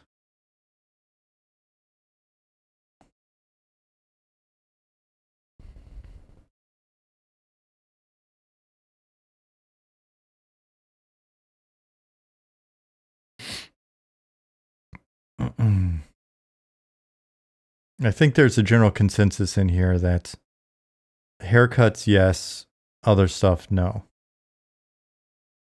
Zukin hasn't replied, so Zukin says, I'm cool with haircuts, but I don't think transmog or changing faces really makes sense. Nice. All right. Teams us. Teams us. Yeah, team us. Time to split equally between the different versions of WoW, and that means that the choice about what you prefer your game to be does need to be made on some level. The life and history of World of Warcraft often feels to me Strange a hair little bit dye? like a train Okay, maybe journey. Whitechapel. Each expansion is a different stop, and players choose which stop to get off at depending on their own preferences and what they would like to see. Some people are content to ride that train all the way till its final destination, wherever that might be, but some of us were happiest right back at the start. What I'm trying to say here is that Matto, I do believe that you should be able to hide or show different equipment pieces, because one, it's not transmog. You have those items. It's just it saves you a button click of like taking your hat off and on each time, and it also saves us a little bit of difficulty with shit like backpacks and capes or whatever, and lets you pick. So it makes life a little bit easier. So I'd say that having those toggles is good, but changing who you are is it's just such a, yeah. Hey Miklos, good morning in Australia. everyone has their own idea of when WoW was at its best, when the blend of modernization and old school immersion was at its finest. Vanilla WoW. That's whenever the game was the best. Everything after that was worse. TBC took a world this big, and it made it this big. For some it's Wrath or TBC, for others it's MoP or even Legion. But for me and many other players, World of Warcraft's design philosophy, the intentions of its developers, were never better than in vanilla. Yep. Dude, their cinematics are so good. Oh, their cinematics. Oh man.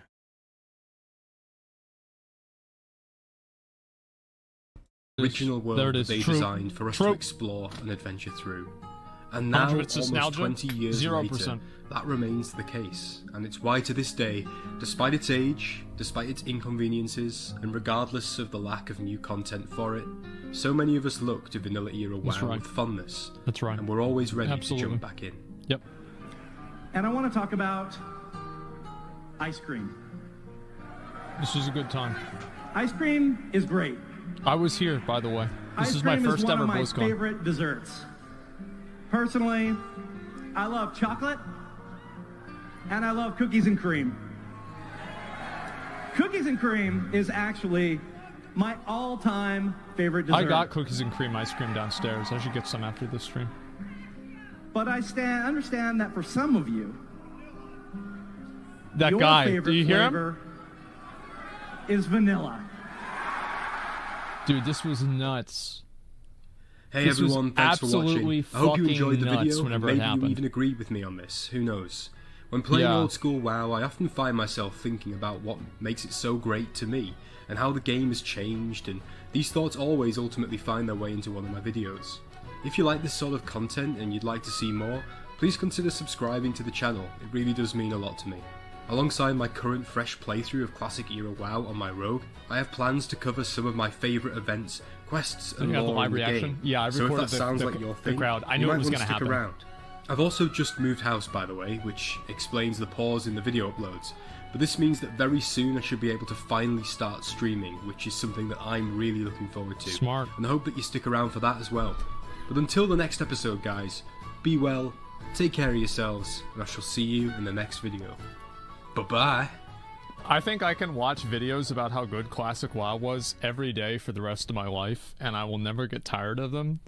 And, like, I don't know, I think back on the game, and I kind of feel like if we have, if we could get a subscriber for every person that creates a video about Classic era WoW or EverQuest being good, then we would at least have a couple handfuls of subscribers. So we'd be off to a good start. just had so much fun playing it. It was so enjoyable, and yeah, play hardcore. I don't think hardcore is going to be the same vibe, you know? Like, hardcore is a different type of game. And, like, I'm not saying that I'm not going to play hardcore ever. Like, I'll probably eventually play hardcore for sure. I think Vanilla WoW, it was a game that rewarded knowledge, expertise, way more than, like, skill and, like, dexterity. It rewarded people who knew what the dungeon was. Like, for example, like, it feels good whenever you're watching, like, there's the video, by the way, you want to give it a like. Vulgrin does really good videos. I've watched a number of them. He's actually kind of a smaller content creator, too. His video only has 131 likes. Now it's got 132.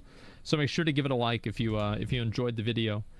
I've got to say, being able to watch the hardcore WoW death videos and knowing what's going to happen feels really good. Right? Like, you have, you know what I feel like? I feel like Gandalf taking the Fellowship through the mines of Moria. It feels so fucking good that you know the ancient text, you know what to do, you know the little things that can go wrong. It feels so fucking good, man.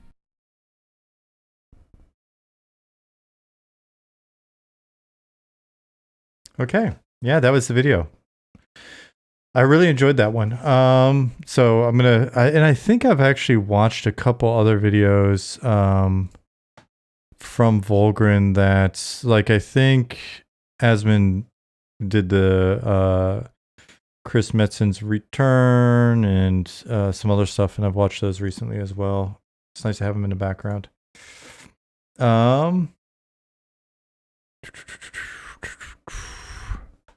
So yeah, the questions that you just asked, Cryptini asks, is Eminem planning on having enough unique faces to truly allow players to look unique from each other? I have this concern since faces will be painted. So we've tried a few things. We went for like maximum variety early on, and I was pushing really hard for that, despite the resistance from the art guys, just because I was going for variety rather than necessarily, well, was wanting both variety and, you know, something that looked really, really solid, but the potato head approach wasn't working very well. And so then we went with the more distinct faces that have personality, that are more set, like super classic style. And that's what we're using right now. And they do feel a lot better. So then the question is, can we get some different eye color and some other stuff? So, excuse me. It's a painted look. Why not add eyes, nose, mouth, jaw sliders? Because it hasn't worked out that actually looks very, very good when it's assembled that way. So we'll look at, there'll always be a push to try to get as much customization in as possible, but we want it to be something that we feel looks good. Papa Gurkha says, do you guys think you'll implement a hardcore server? Probably not a hardcore server, but we've already got a hardcore and self-found implemented as game modes within our game. And we've got them in, and you can just activate them by essentially talking to an NPC. I jotted down some quick notes for some gods and kind of like almost like a saint type individual demigod that would be affiliated with those modes, and so potentially be incorporated into kind of like a religious part of our religions. So we'll play with that some more as well. But at a minimum, we've got the modes in already.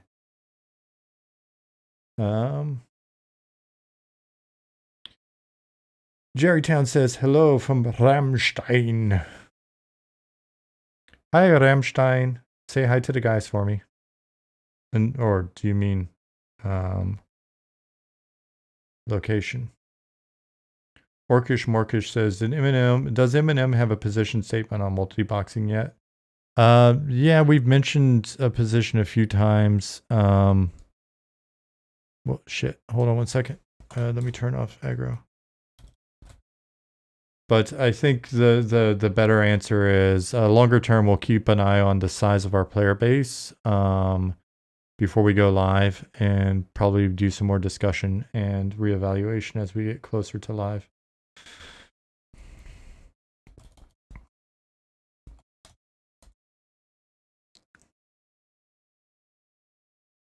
Let's see.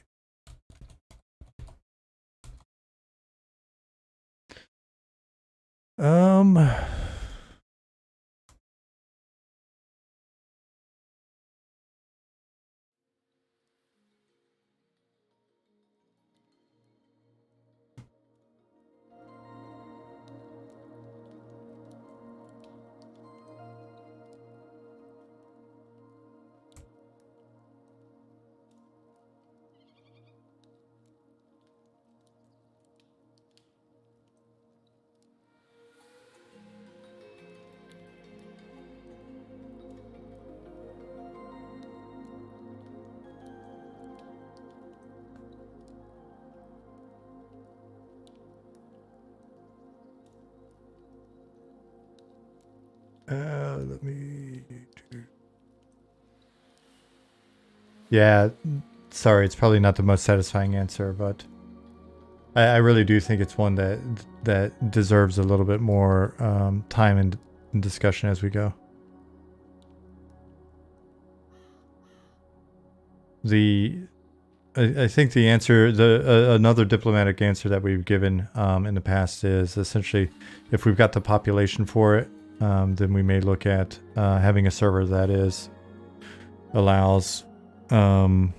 Shit, is Nick still out there? He's got the best sort of summary of this. Like, allows like 2-box, true boxing, or some shit. But essentially, our priority is always for our sort of first primary core experience, making sure that it's just got the right feel.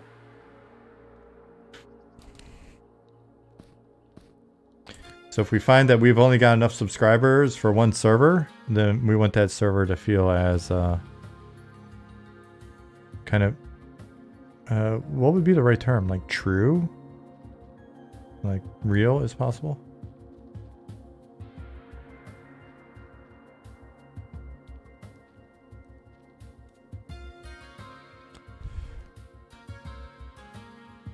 So this is currently the Glass Flats music, but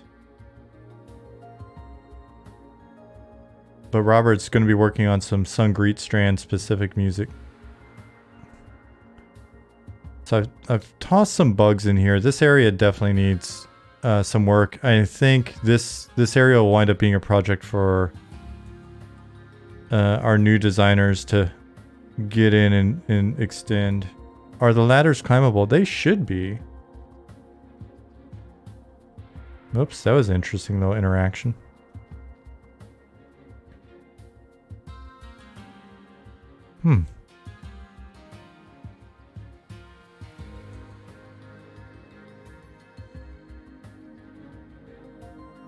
What's a nudie ziner? Where do you see that?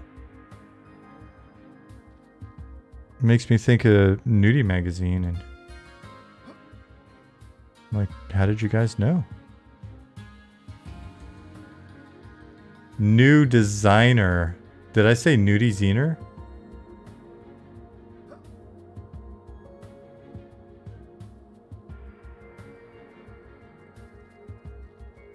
I did not say nudie ziner.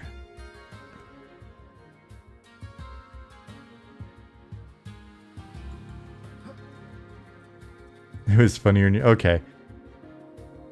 I was worried that I actually said it. I was going to deny it until the day I died, but I was actually kind of worried that I said it.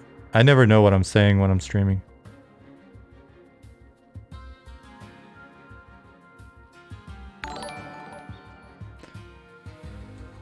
What's up, D loves pudding, baby? How are you?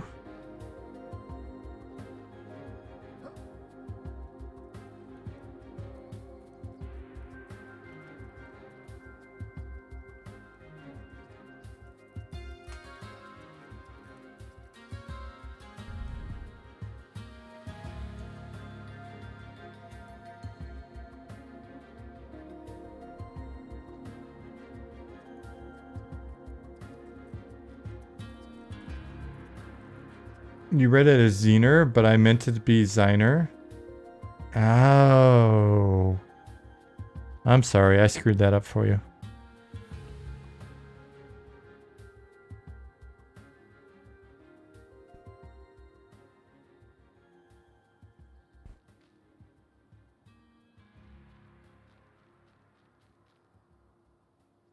RNF? I mean, you've always got your base regen rates, right? They're just sped up in different situations like sitting. Any plans to have Eminem launch on Mac? That's a good Ollie question. I think Ollie, Ollie stated that since we're, given that we're building in Unity, it shouldn't be hard to have it be available for Mac as well. Is there a forgotten elven city under this desert that was formerly a great forest? Not elven.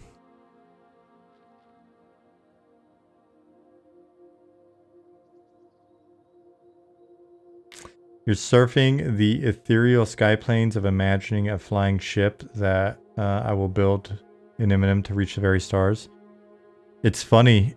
I was in this zone with Simon earlier and might have been playing around with something like that. I know what you're referring to, Rediker.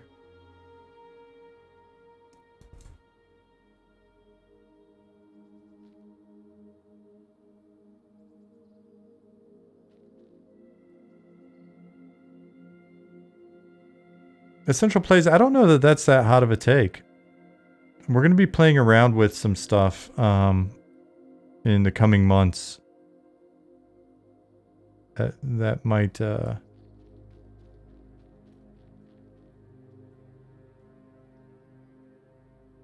be an experiment on that front, or play around with some of those values.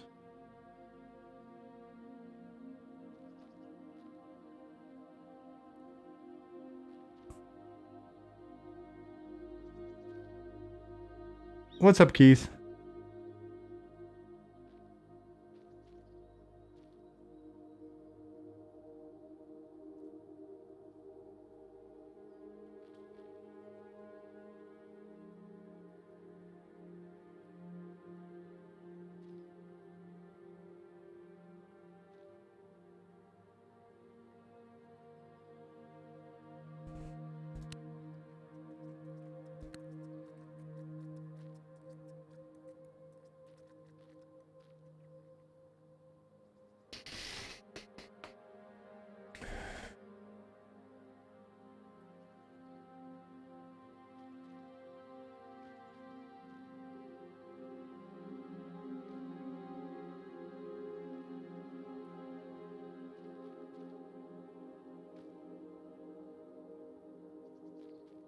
I just realized I went the wrong way.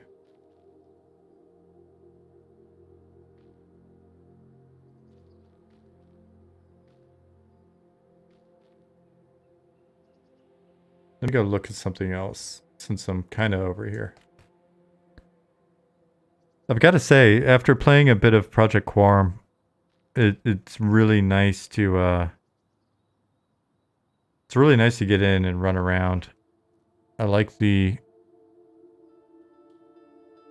our camera and character controller and everything so much better.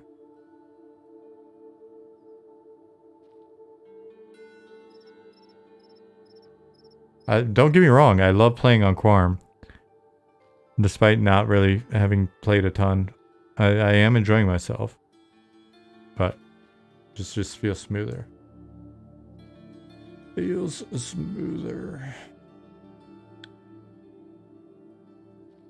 Bootygoon said, still having fun though? Yep, exactly. Exactly.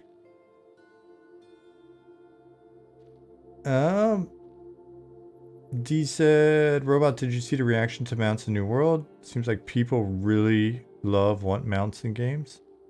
I didn't see the reaction, but I'm excited for ours. I'm excited to get the dog mount as a gnome eventually. It's gonna be so dope. Have you guys seen that? Do you know what I'm talking about?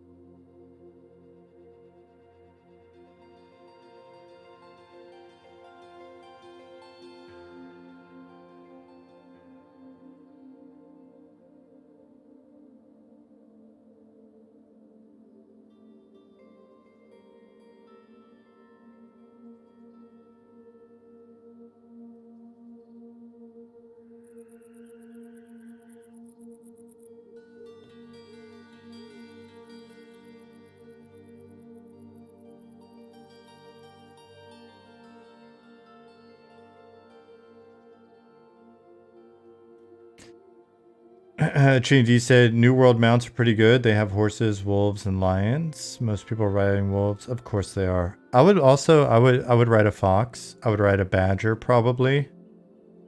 A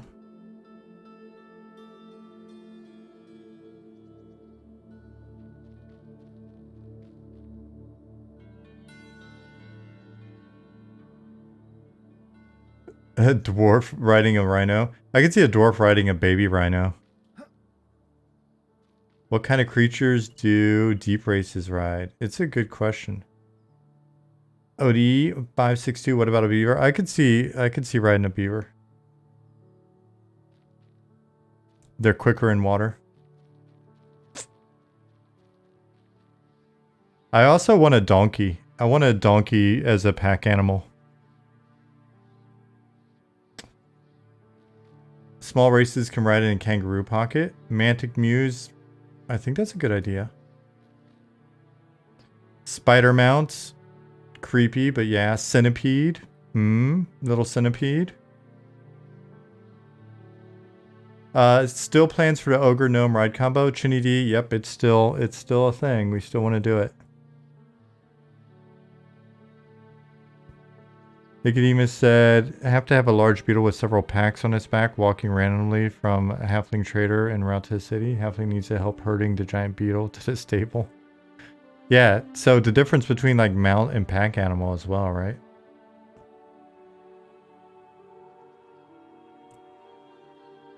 Rediker said gnomes riding ogres, Master Blaster combo. Yeah, for sure. It's even in one of the concepts. One of the older concepts, I think. One of the first 3P images. When was that? Last year sometime.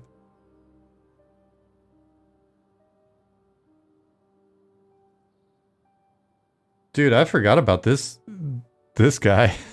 This is an old image, but damn, he looks baller. Dude, this is so old. Looks so good though. He definitely looks like Master Blaster. You just need some glasses on. That dude's for real running Barter Town. Put him on an ogre's shoulders and we're good.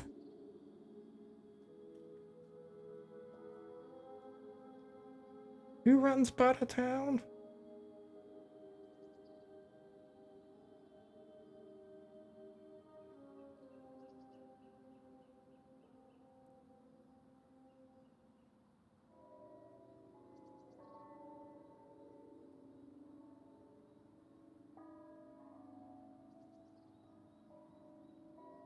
This image. Zukin said, forgot about that gear? Should get it in there? Sure. That crazy helmet. See, look, here's a... Oh, wait, is it behind the... It's behind the chat. It's behind the chat. Let me move it.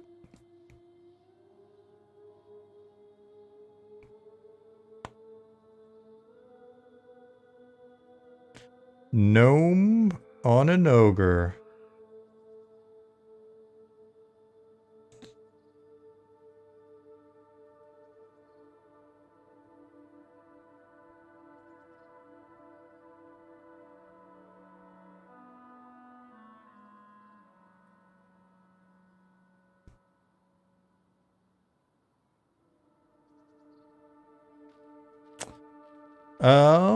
Little things like that, Zukin, is kind of the stuff that we were thinking about with regards to this upcoming milestone.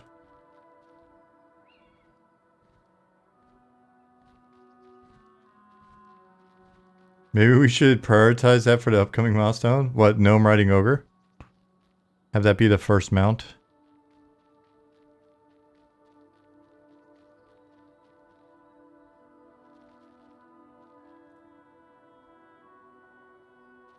See you, Costanza. What's up, Carzette?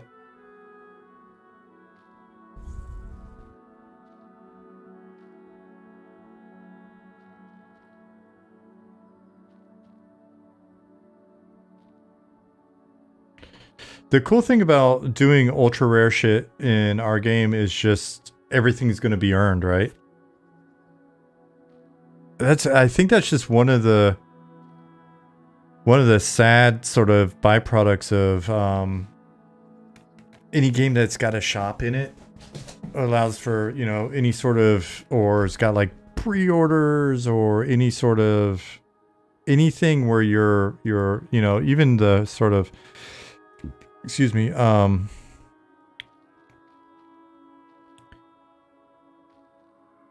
crowdfunding where you're purchasing stuff like AOC, right? Like, oh, you know, donate now and you get this mount once the game's live or whatever.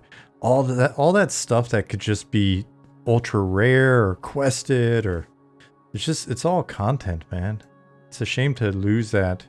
And then when you do have all of that additional stuff that's coming in through microtransactions or you know, like any sort of shop or pre-order or whatever, pledges, then there's already such a density of those things in game that just because you have the rare one that was earned, I feel like it detracts from it a bit, right? Because there's already so much of that shit. Whereas the video that we just watched, you know, he was talking about the fact that it was like really badass when you got to 40 and then you see somebody with the mount, right? You know, so when there's these barriers to getting them as opposed to just like plopping down your credit card, then it makes it even cooler. It's also hard for people who are just unfortunate and didn't have the chance because they hadn't heard. Oh, you mean like the sort of FOMO timing on sales or whatever? Or you just mean in general? I mean, because on one hand, I feel it when people, you know, they didn't know it was on sale that week or they didn't have the cash. But on the other hand, I take the exact opposite stance when it was like, you know, there was an opportunity to earn it in a game and then people just didn't have the time or whatever. It's the people that commit the time, you know, deserve the unique shit. Yeah, Kickstarter stuff now.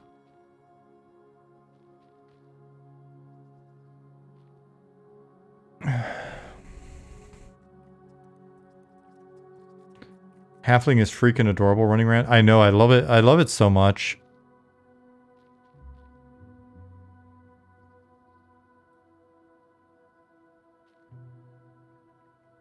I mean, I never really play halflings, but this he's grown on me pretty quickly. He does have some pep in his step.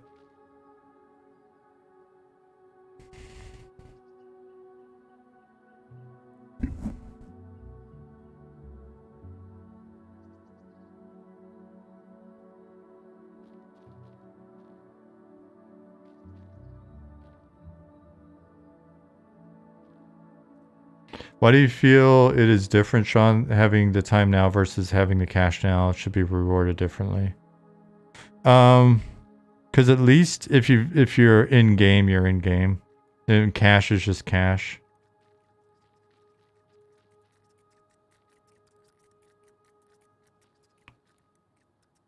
Right, like if somebody earns something cool during like a seasonal event, then I don't have a problem with that. But just plopping down the cash, it just, I don't know, it just feels different to me in these games. Like if I'm playing a free to play 4X game or whatever on my phone, you know, and there's a seasonal event, I'll plop down the cash. Or when I was playing, you know, a lot of Overwatch, I think I had a live stream where I opened like I had earned and bought over the period of time. I think I had like 400 or something boxes to open. It's like 400 or 500 boxes, and I don't have a problem with it in that context. It's good for that. But in these types of games, it's just, you know, if you're playing a MMO that's built around the idea of just everything should be earned in the game and it's subscription based, etc. Just I'm not going to speak for the team on this, so don't take this as like this is the approach that we're going to be taking or whatever. But I even say stuff like, you know, the old guys and Mana Stone and stuff like that that's in. I don't have a problem with that either. Those legacy items. Especially if they're tradable or saleable and they become like these artifacts. And then you hop on a TLP and you know until what point in time you've got to get those. I don't know. I dig it. There's that sense of, you know, when I got on Aerodune, I was immediately like, oh shit, you know, I can't wait to get to Guk. So I want to get my guys. I don't think they, but on like the TLPs, I don't think they put the J boots back on in Najna or Najina. And that was one of the more memorable camps back when I first played. Is it really in there? So Drelsna drops them and then moved? Ooh, good question. What about on Quorum? Very good question, Nerdy Squid.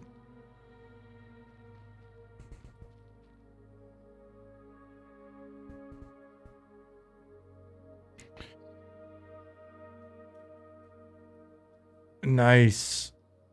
That was my first like real legit sitting in a chair for 3 days and my family being concerned about me, like EverQuest experience, because I kind of learned about them and then heard that they were going to be removed in like the upcoming patch, and so I wound up just sitting my ass there for like days. Quorum has certain loot rolls for unique drops. Yeah, I saw what Secrets was saying about that stuff. It's kind of interesting. I don't know how I feel about it, but it's definitely interesting. Because Secrets, it seems like Secrets is very much in the camp of not feeling like you should have to torture yourself in order to get those items. Whereas, I don't know. I don't know how I feel about that. It's kind of what makes the item the item. So yeah, this will be cool. We get some more when we get some more stuff going on in here. Get some story in here as well. This big old quarry. What I tried to experiment with in here was, let's take a look at it. Scene view. Spawn editor. Sungreet. Enable. Liz says makes it less special. Nerdy Squid said having spent 26 hours of Boots camp on green, I'm happy for the change. Yeah, I mean, like I said, I spent, no bullshit, I spent 3 days sitting there.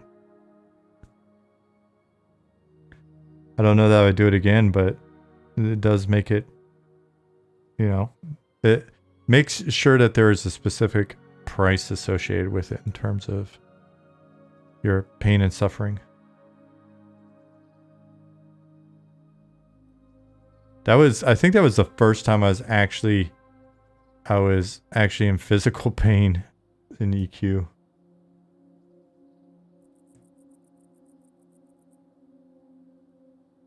It's funny, my ex talking about the changeover, and then that video, or no, was it the video? No, it was somebody had commented during the video in here in chat, said, you know, one of the cool things about EQ is learning about EQ in EQ. Yeah, my ex was running through, I think, like South Row, and she was a high-end rogue, but still kind of casual, and how she played carried a fair bit by our guild. But she was like, she asked in guild save, she was like, is the ancient Cyclops the one that drops the ring? They're like, yeah, why? She's like, oh, I'm looking at him. She proceeded to just solo him.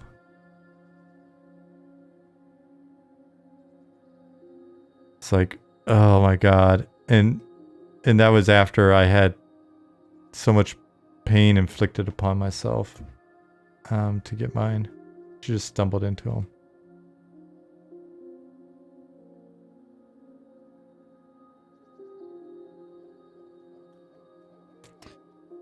Rediker, I thought that was you. I thought it was like, it was a newer voice. Gary. Why did I say Gary? Keith. The name combo.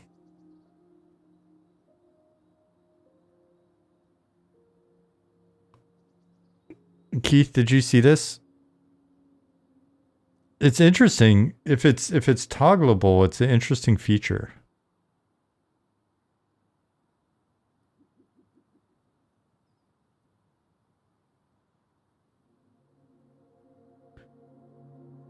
Right now, for those of you that don't know what I'm pointing out, so when I'm in scene view, I can see all of our spawn points, and then I can also see like our go-to points and stuff like that. Right, like if you come over here, you can see where these goblins walk around. But a new thing has just started happening where you can see like the volumes and stuff as well. In game view, when they're active in the background, I'm now seeing them in game view as well. So let me try this. I just lowered this volume's max height a little bit, and I'm gonna see. I haven't seen it very often, but like that beetle that's up there instead of being on the ground. If I reload zone.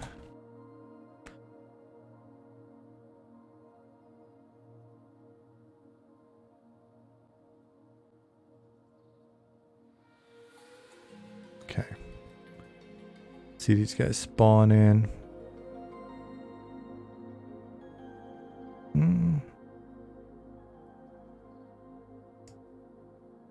Let's go over here.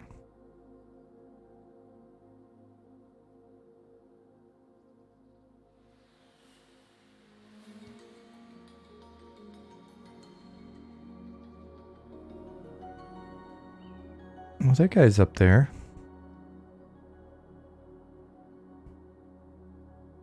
Okay, play with that a little bit more.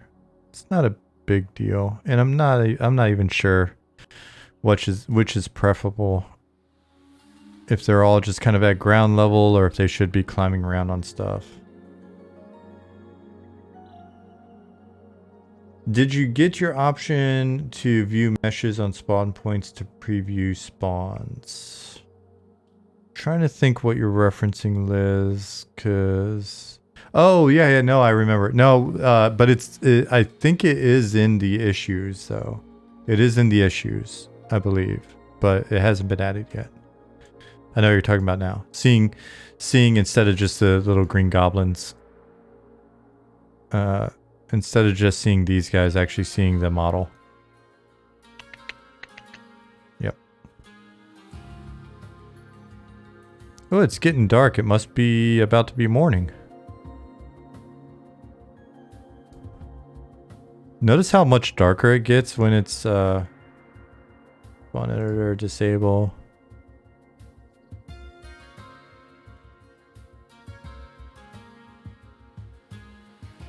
It gets so much darker right before the sun comes up, when the moons are going down.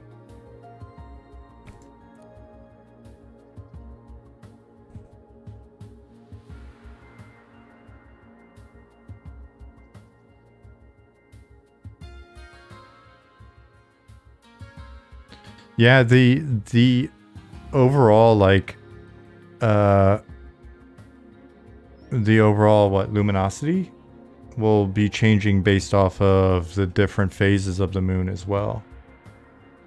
Nicodemus.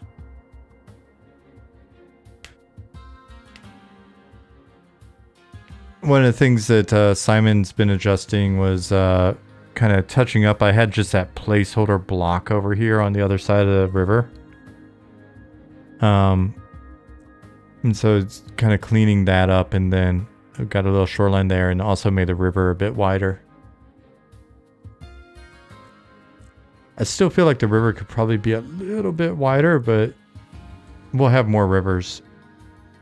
And the more I was thinking about like river boats earlier, the more I was like really just thinking it'd be fun to sit down with a map and just make sure there's rivers, you know, make it kind of like America, just tons of great rivers that can get you all over the place, both above ground and underground.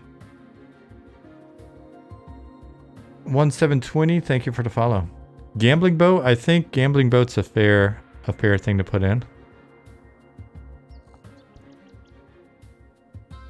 River not wide enough? Are you in denial? Oh, Swanee. Oh, Swanee.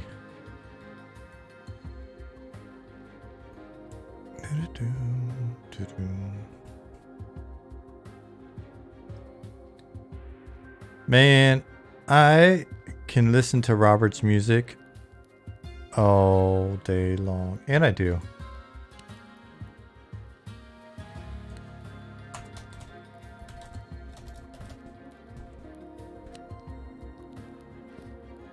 Do you guys remember this functionality from back in the day? Or how many people hadn't seen us do this before?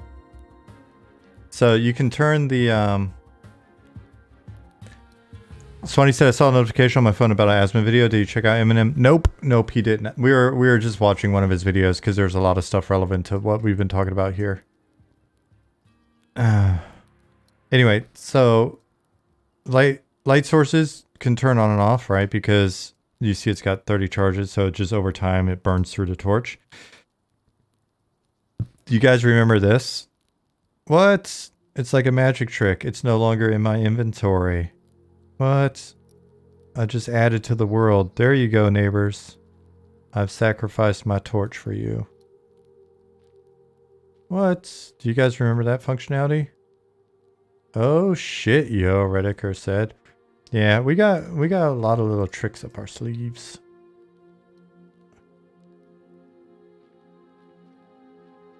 Lord, that sun is bright. Well, it's the desert, man. That torch is huge. Where was I hiding that thing? Shh. How dare you? You trying to say my torch was little? It's always that big.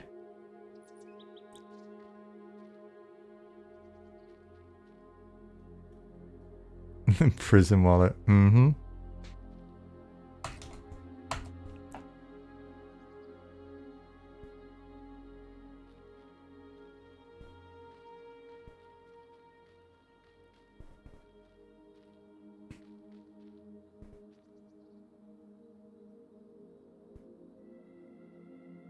Apparently based on that torch size when it went up on the wall, my prison wallet's like the TARDIS.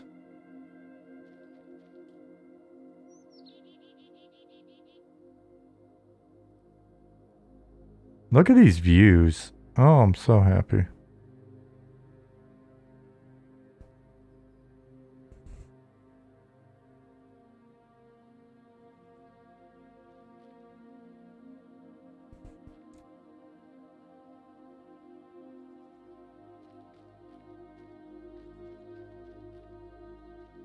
Some really decent items need to drop up here though, because it is definitely a hell of a walk.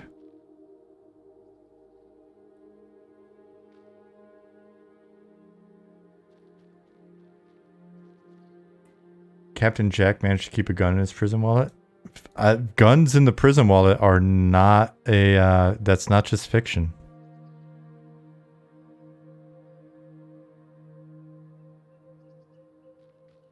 Mobs should be on that path.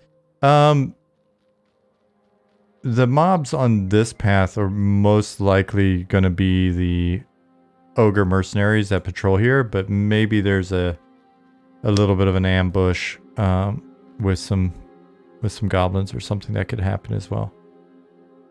Reminds me of the walk to High Pass. Yep. Very intentionally. There's something about the feel of that ramp that was something we talked about and just wanting to kind of emulate and then create an opportunity for some cool views as a reward for coming this way. But this path does take you to a couple of different places.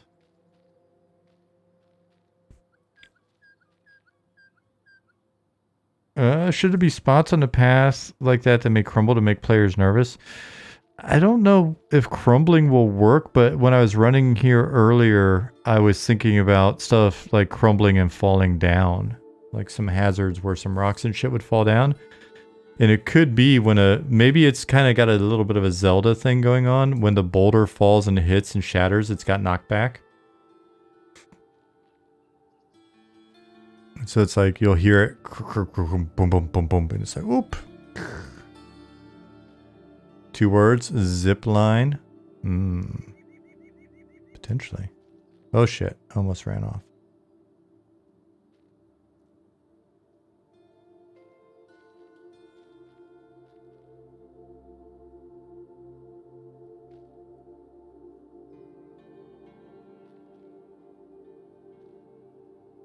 One word, glider.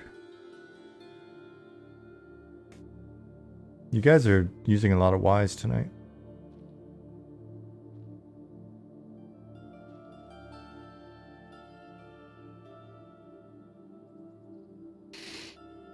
Gripner?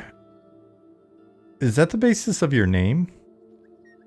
So when somebody named Gripner says, I really like that all the player characters run like they squeeze in their buttocks to keep a dookie from popping out.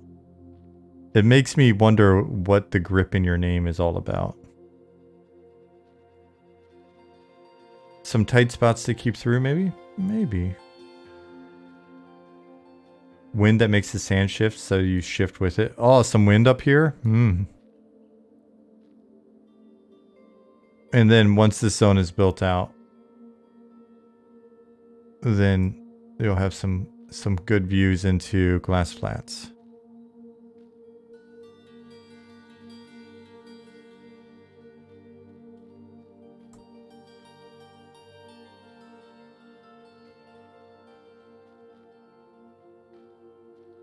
Yeah, there's a dungeon entrance up here. There's at least one dungeon entrance you can get to by coming up the ledge. There's this area over here. There may be a sneaky way into another zone from up here.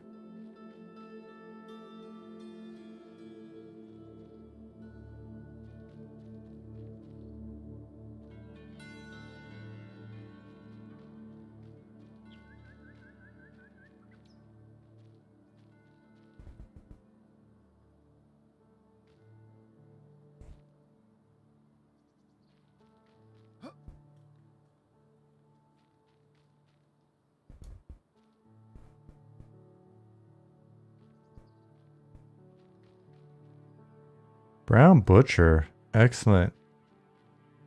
Good job on that one.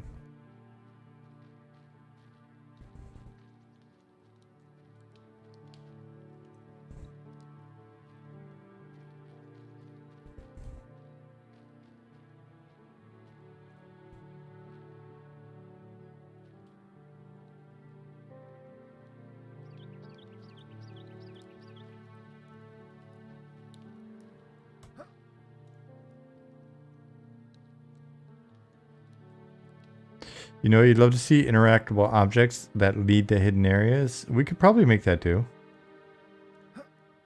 We could probably make that do. We could probably do that. I don't know. It's 10:17. My monster energy juice has worn off.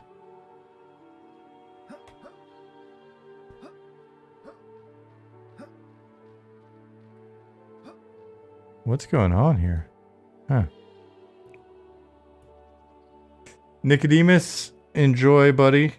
See you Thursday.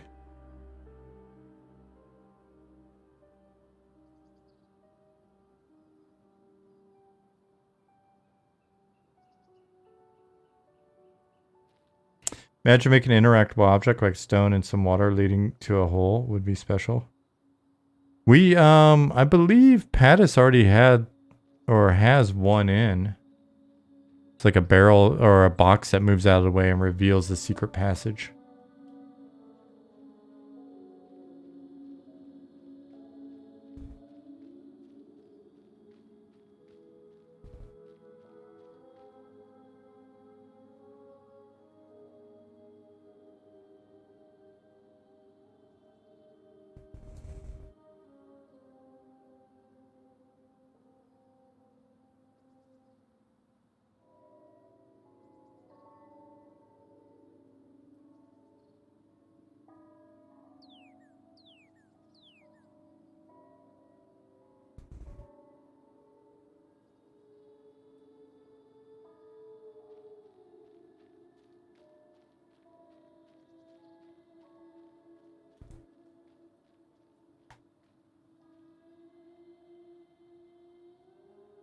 Hmm.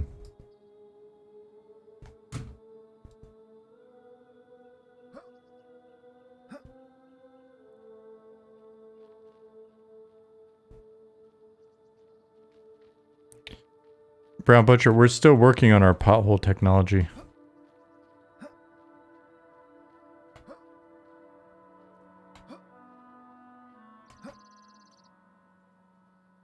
Interesting.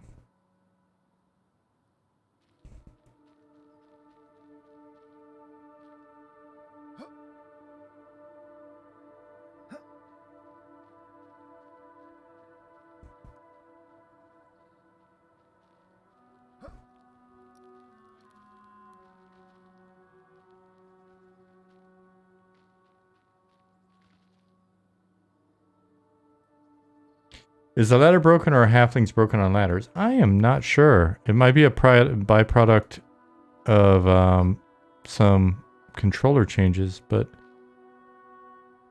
we're going to be looking at a lot of that stuff soon.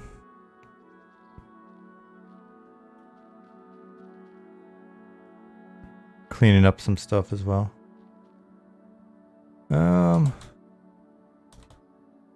Zone.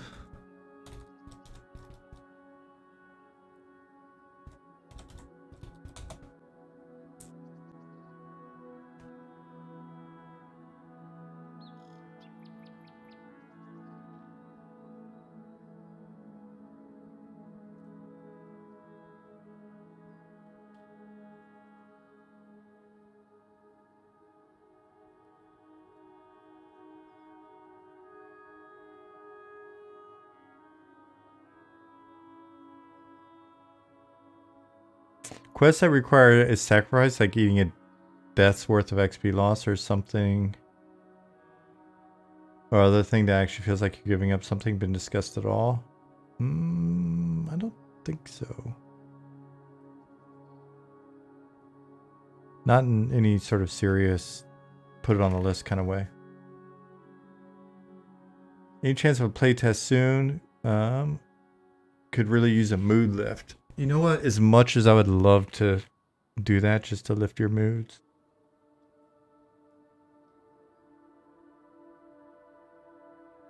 Seeing that there's been a lot of zone progress makes me excited for the next playtest. Wink wink. Hmm. Yep. Glurky, thank you. I'm still playing them, I think. I don't know why zoning's taking so long right now. Huh. Interesting. It's 22:22, make a wish.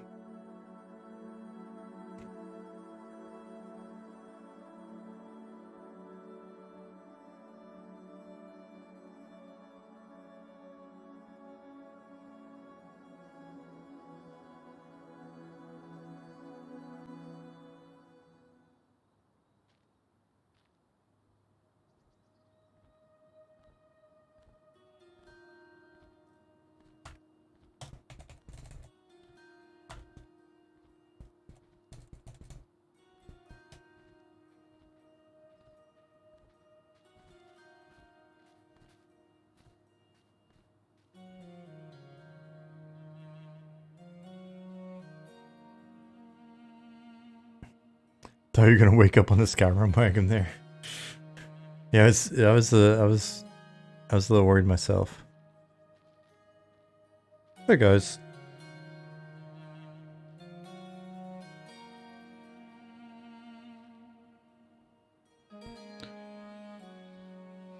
Ooh, it's so sleepy. I'm gonna go see if I can find that secret passage. But if I show you the secret passage, you can't show anybody else, okay? And you know what? We may move it anyway, just because you'll know. But I'll see if it's still there. Since you guys were talking about secret passages.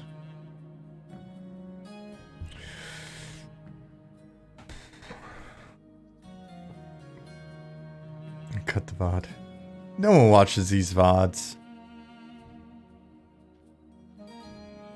Apologies if you're watching this VOD. You watch the VODs. You're already in here. Why would you watch the VOD? You just want to see yourself. That's right. That's what's going on.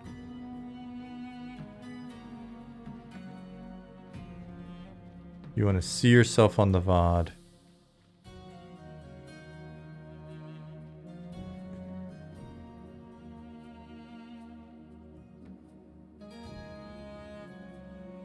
Look, Mom, on TV. Yeah, it's funny. My dad was so excited because he was a very early adopter on Twitter, like way back in the day. And I'm trying to remember how to get to this damn place. He was an early adopter on Twitter, and he had like CNN had like you can tweet in live back when they were. I mean, that's a pretty risky move. And he had tweeted something and he was like, I was on TV. I was like, oh, Dad. It's locked.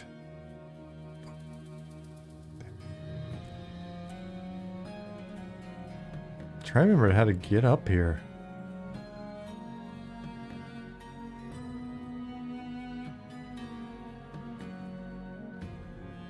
Gosh, guys.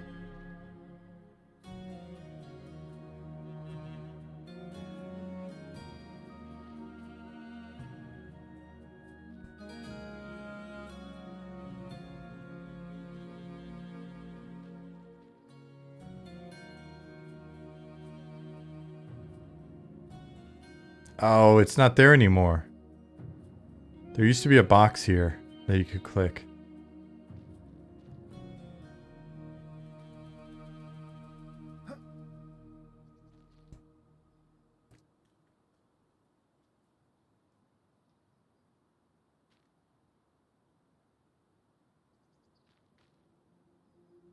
Did we nerf the box? Apparently we did. I don't think, I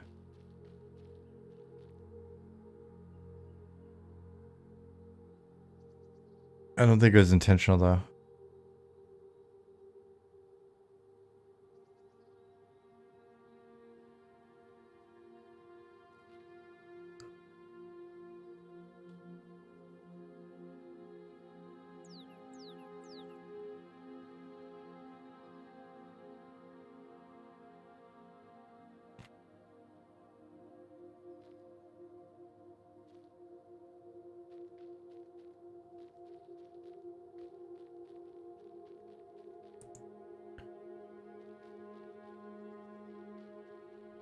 Step 1, cut a hole in the box. Is this from a song about penises?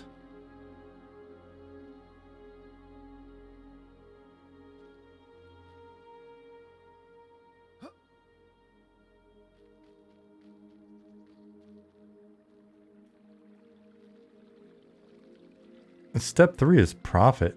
Oh, step 4 is profit. You're right. You're right. I skipped a step. Sorry, D.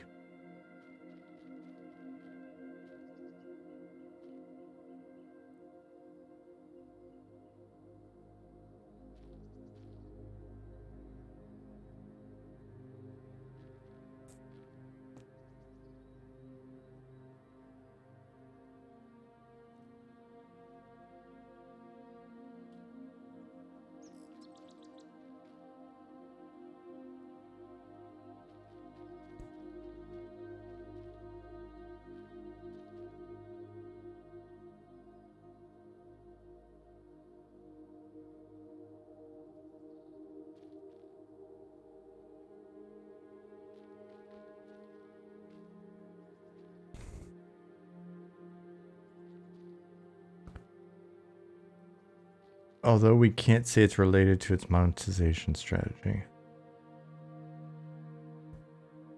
Talking about the Only Gnome site?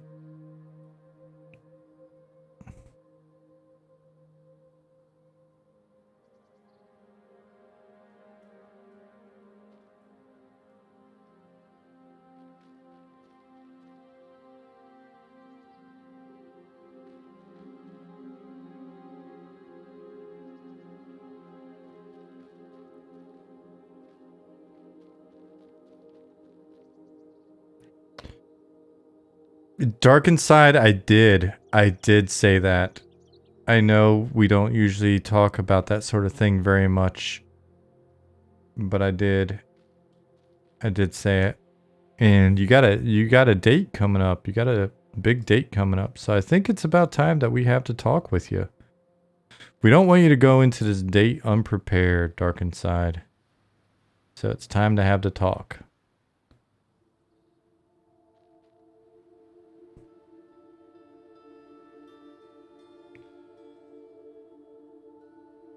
If she cuts a hole in a box, we want you to know what to do.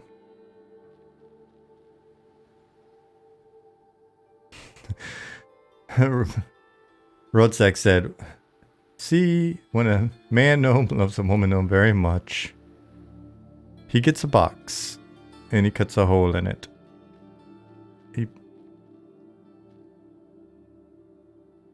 It's a gift, if you will.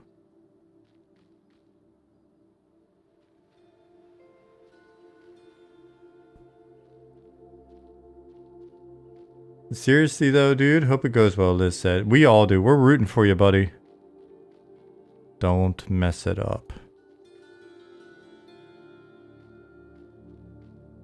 Isn't that called the popcorn trick in wrestling? I thought it was the oil check in wrestling.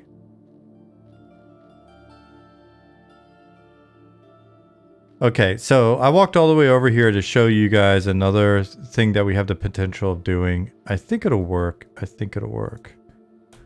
SI.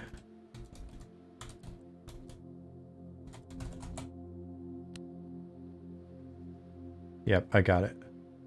Yeah, it was a long walk. It's a big world. What can I tell you? Just killing a little time while hanging out with my favorite friends. So, look. So, as an experiment to try this out, so for people like Rediker that maybe haven't seen this before, you guys were since you enjoyed the whole putting a torch on the wall thing, and we're talking about secrets and going, you know, getting to secret places with stuff. One of the things that we can also use, and at a later date, we may actually do visual representations in for some of these things as well, where you actually see a rope. It's a rope in the world that works like a ladder, and everybody can climb it for as long as it's there. But for now, we kind of hacked it in as an example.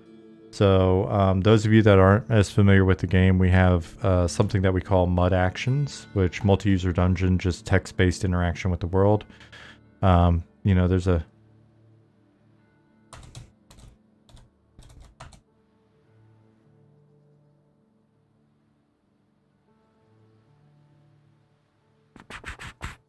There's a pretty decent list of them, right? You can look, open, place, pour, pry, pull, push, rub, smell, ew, take, taste, throw, stuff like that, right? Go north, use key on door, exactly, that kind of thing. So you get the reference. Old Zork kind of stuff. Rub gnome on ogre, perfect, perfect. Taste ogre after rubbing gnome on ogre. And so is this something that interacts with what you have targeted or just emotes?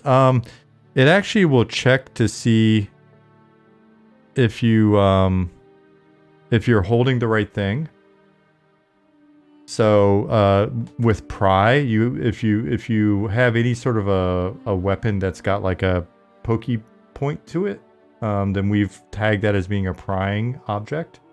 And so if there's like a loose board and you need to pry it, then you would basically take your weapon and you'd hold it, and then you would go /pry, and then whatever noun that you know, so pry board, that would work. Keeps, or it's a different way of spelling keeps from the other keeps that was in here earlier, but yeah. If that's correct, cabs or keeps. So yeah, so in this case, we did a look, yeah. It looks like you can throw the grappling hook from here to get into the edge above, or onto the edge above. That's a typo, I guess. Let me fix that really quick.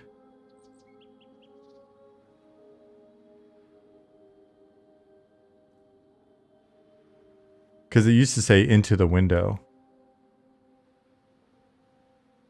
Put this here. Mud action. Zone mud action.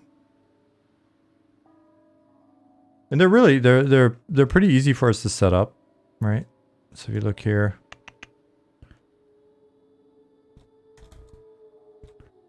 Throw, cool.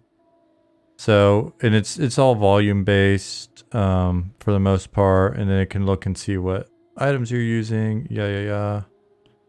So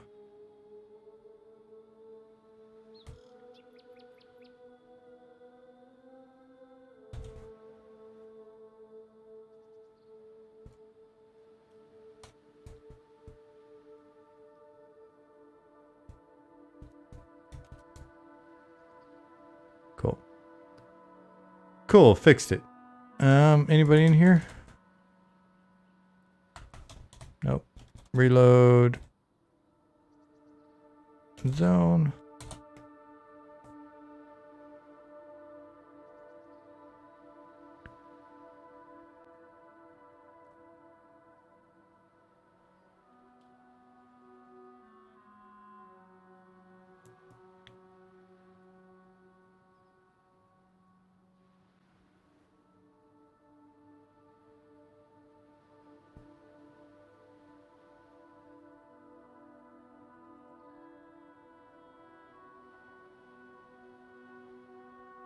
Alright, so looks like you can throw the grappling hook from here to get onto the ledge above. Great.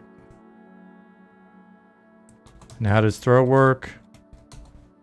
Throw thing to throw at while holding. Alright, so I'm going to grab the grappling hook and I'm going to go throw ledge.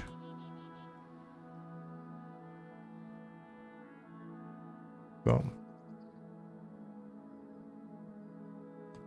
The grappling hook sets firmly into place and you begin to climb the tower wall.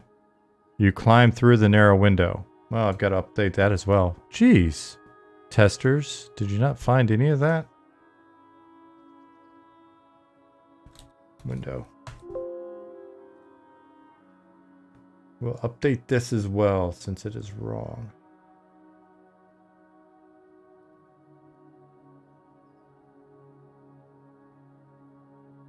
Can you fail it and fall down? Not at the moment. Not at the moment.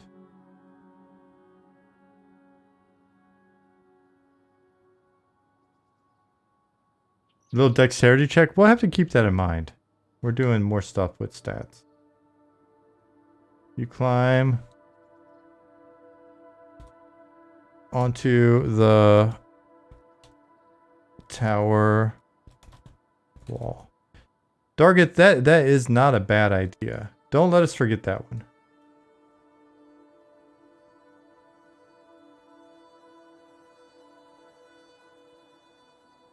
Rediker, Nils, Dargith, you guys, there's 3 of you. Don't know how fun it would be to do it if there's no expectation to do it in combat. You mean the skill check fail?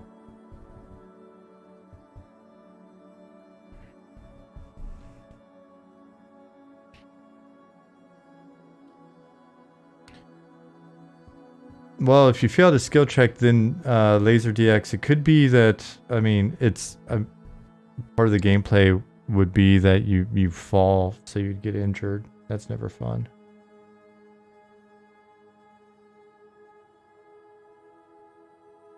But it's a fair question.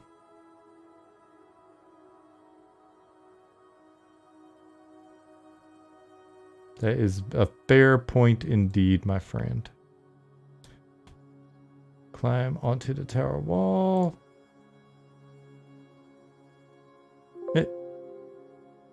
Yeah, for sure. For sure. You definitely have a point. And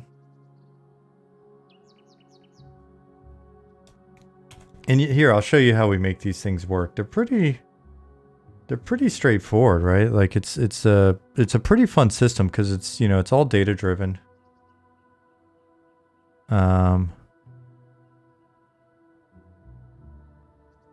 Now, I mean, I could definitely see it be one of those moments where you're really hoping you've got all the skill and you've got your stats in place and all this stuff because you're trying to throw it to get across something. You don't want to fall in the ravine or in the pit or whatever, right? But yeah, so it's pretty easy to set these up. Like I said, there's a volume, and now we've got a nice visual editor. Thanks, John, for the volume, so we can see where we're placing these. We've got the prompt. So this is essentially what it's checking for. It's checking for that noun, possession of that item.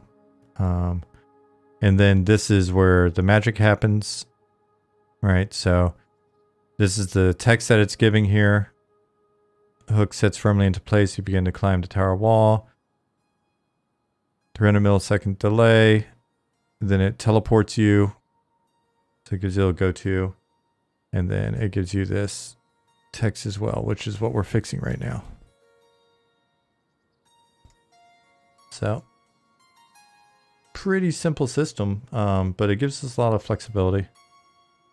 And then there's more of those interaction types down here, but I don't want to ruin it for you.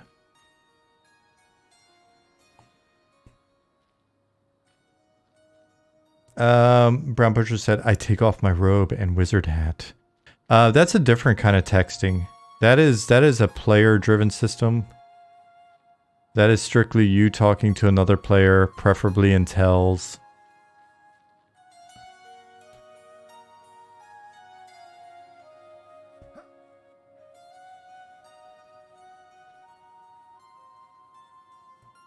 Maybe flirt with the innkeeper gets you kicked out of the building. Maybe it will. I cast a level 1 million eroticism. You. Or accidentally in guild chat. That has happened, huh? Or in group. Oh, man.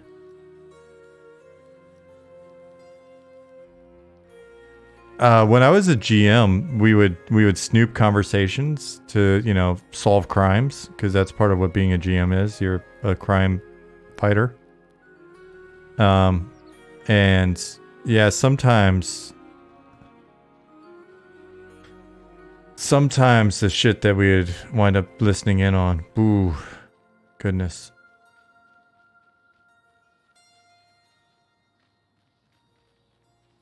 Oh, that's a fair point. John said Wasteland player, the Bloody Mist part. I was just looking at Wasteland again the other day. Not actually. I was looking at it. I think I just like Googled Wasteland screenshots.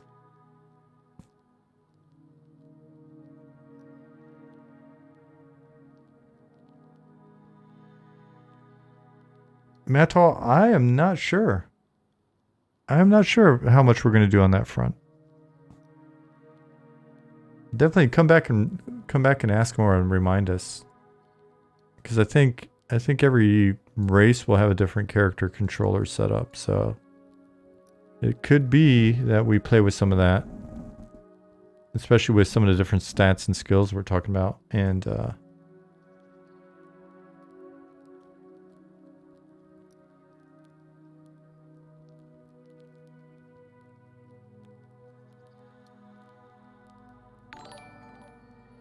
Expired, thank you for the follow. All right, guys. It's 10:43. That means I've only been streaming for 2 hours and 45 minutes, but was that a GM that banned you and your friend Tiggle for account swapping when he robbed me? No. That was not me. But I wanted to change Tiggle's name every time I saw it. Every damn time. So guys, I've got an early doctor's appointment tomorrow to go see about getting this thing taken off and starting to rehab my old crunched up looking hand. So I'm gonna wrap up tonight here. We're gonna pause here. The sun just went down, so it's great timing. And then I am going to see you on Thursday. Those of you that haven't already, be sure to check out our website. If you don't know much about the game, hop into our Discord. We want to see you there. We now have over 4,000 people on the mailing list. So good job, everybody that's on the mailing list. Thank you, Liz Kimber, for the good wishes on the appointment. I'm hoping it goes good. John,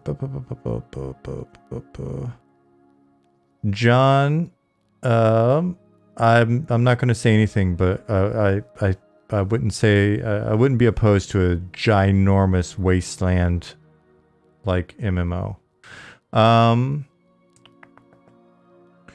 Good night, Rediker. Is it Curl? I think I ask that every time. Thanks for being here, and thank you for the well wishes. Twitch Dog, ciao.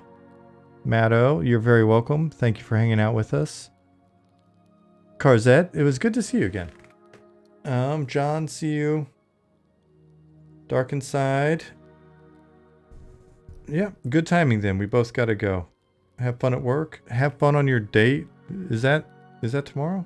If it happens before we see each other again, then best of luck, buddy. Be safe. Dragon Lee, see you.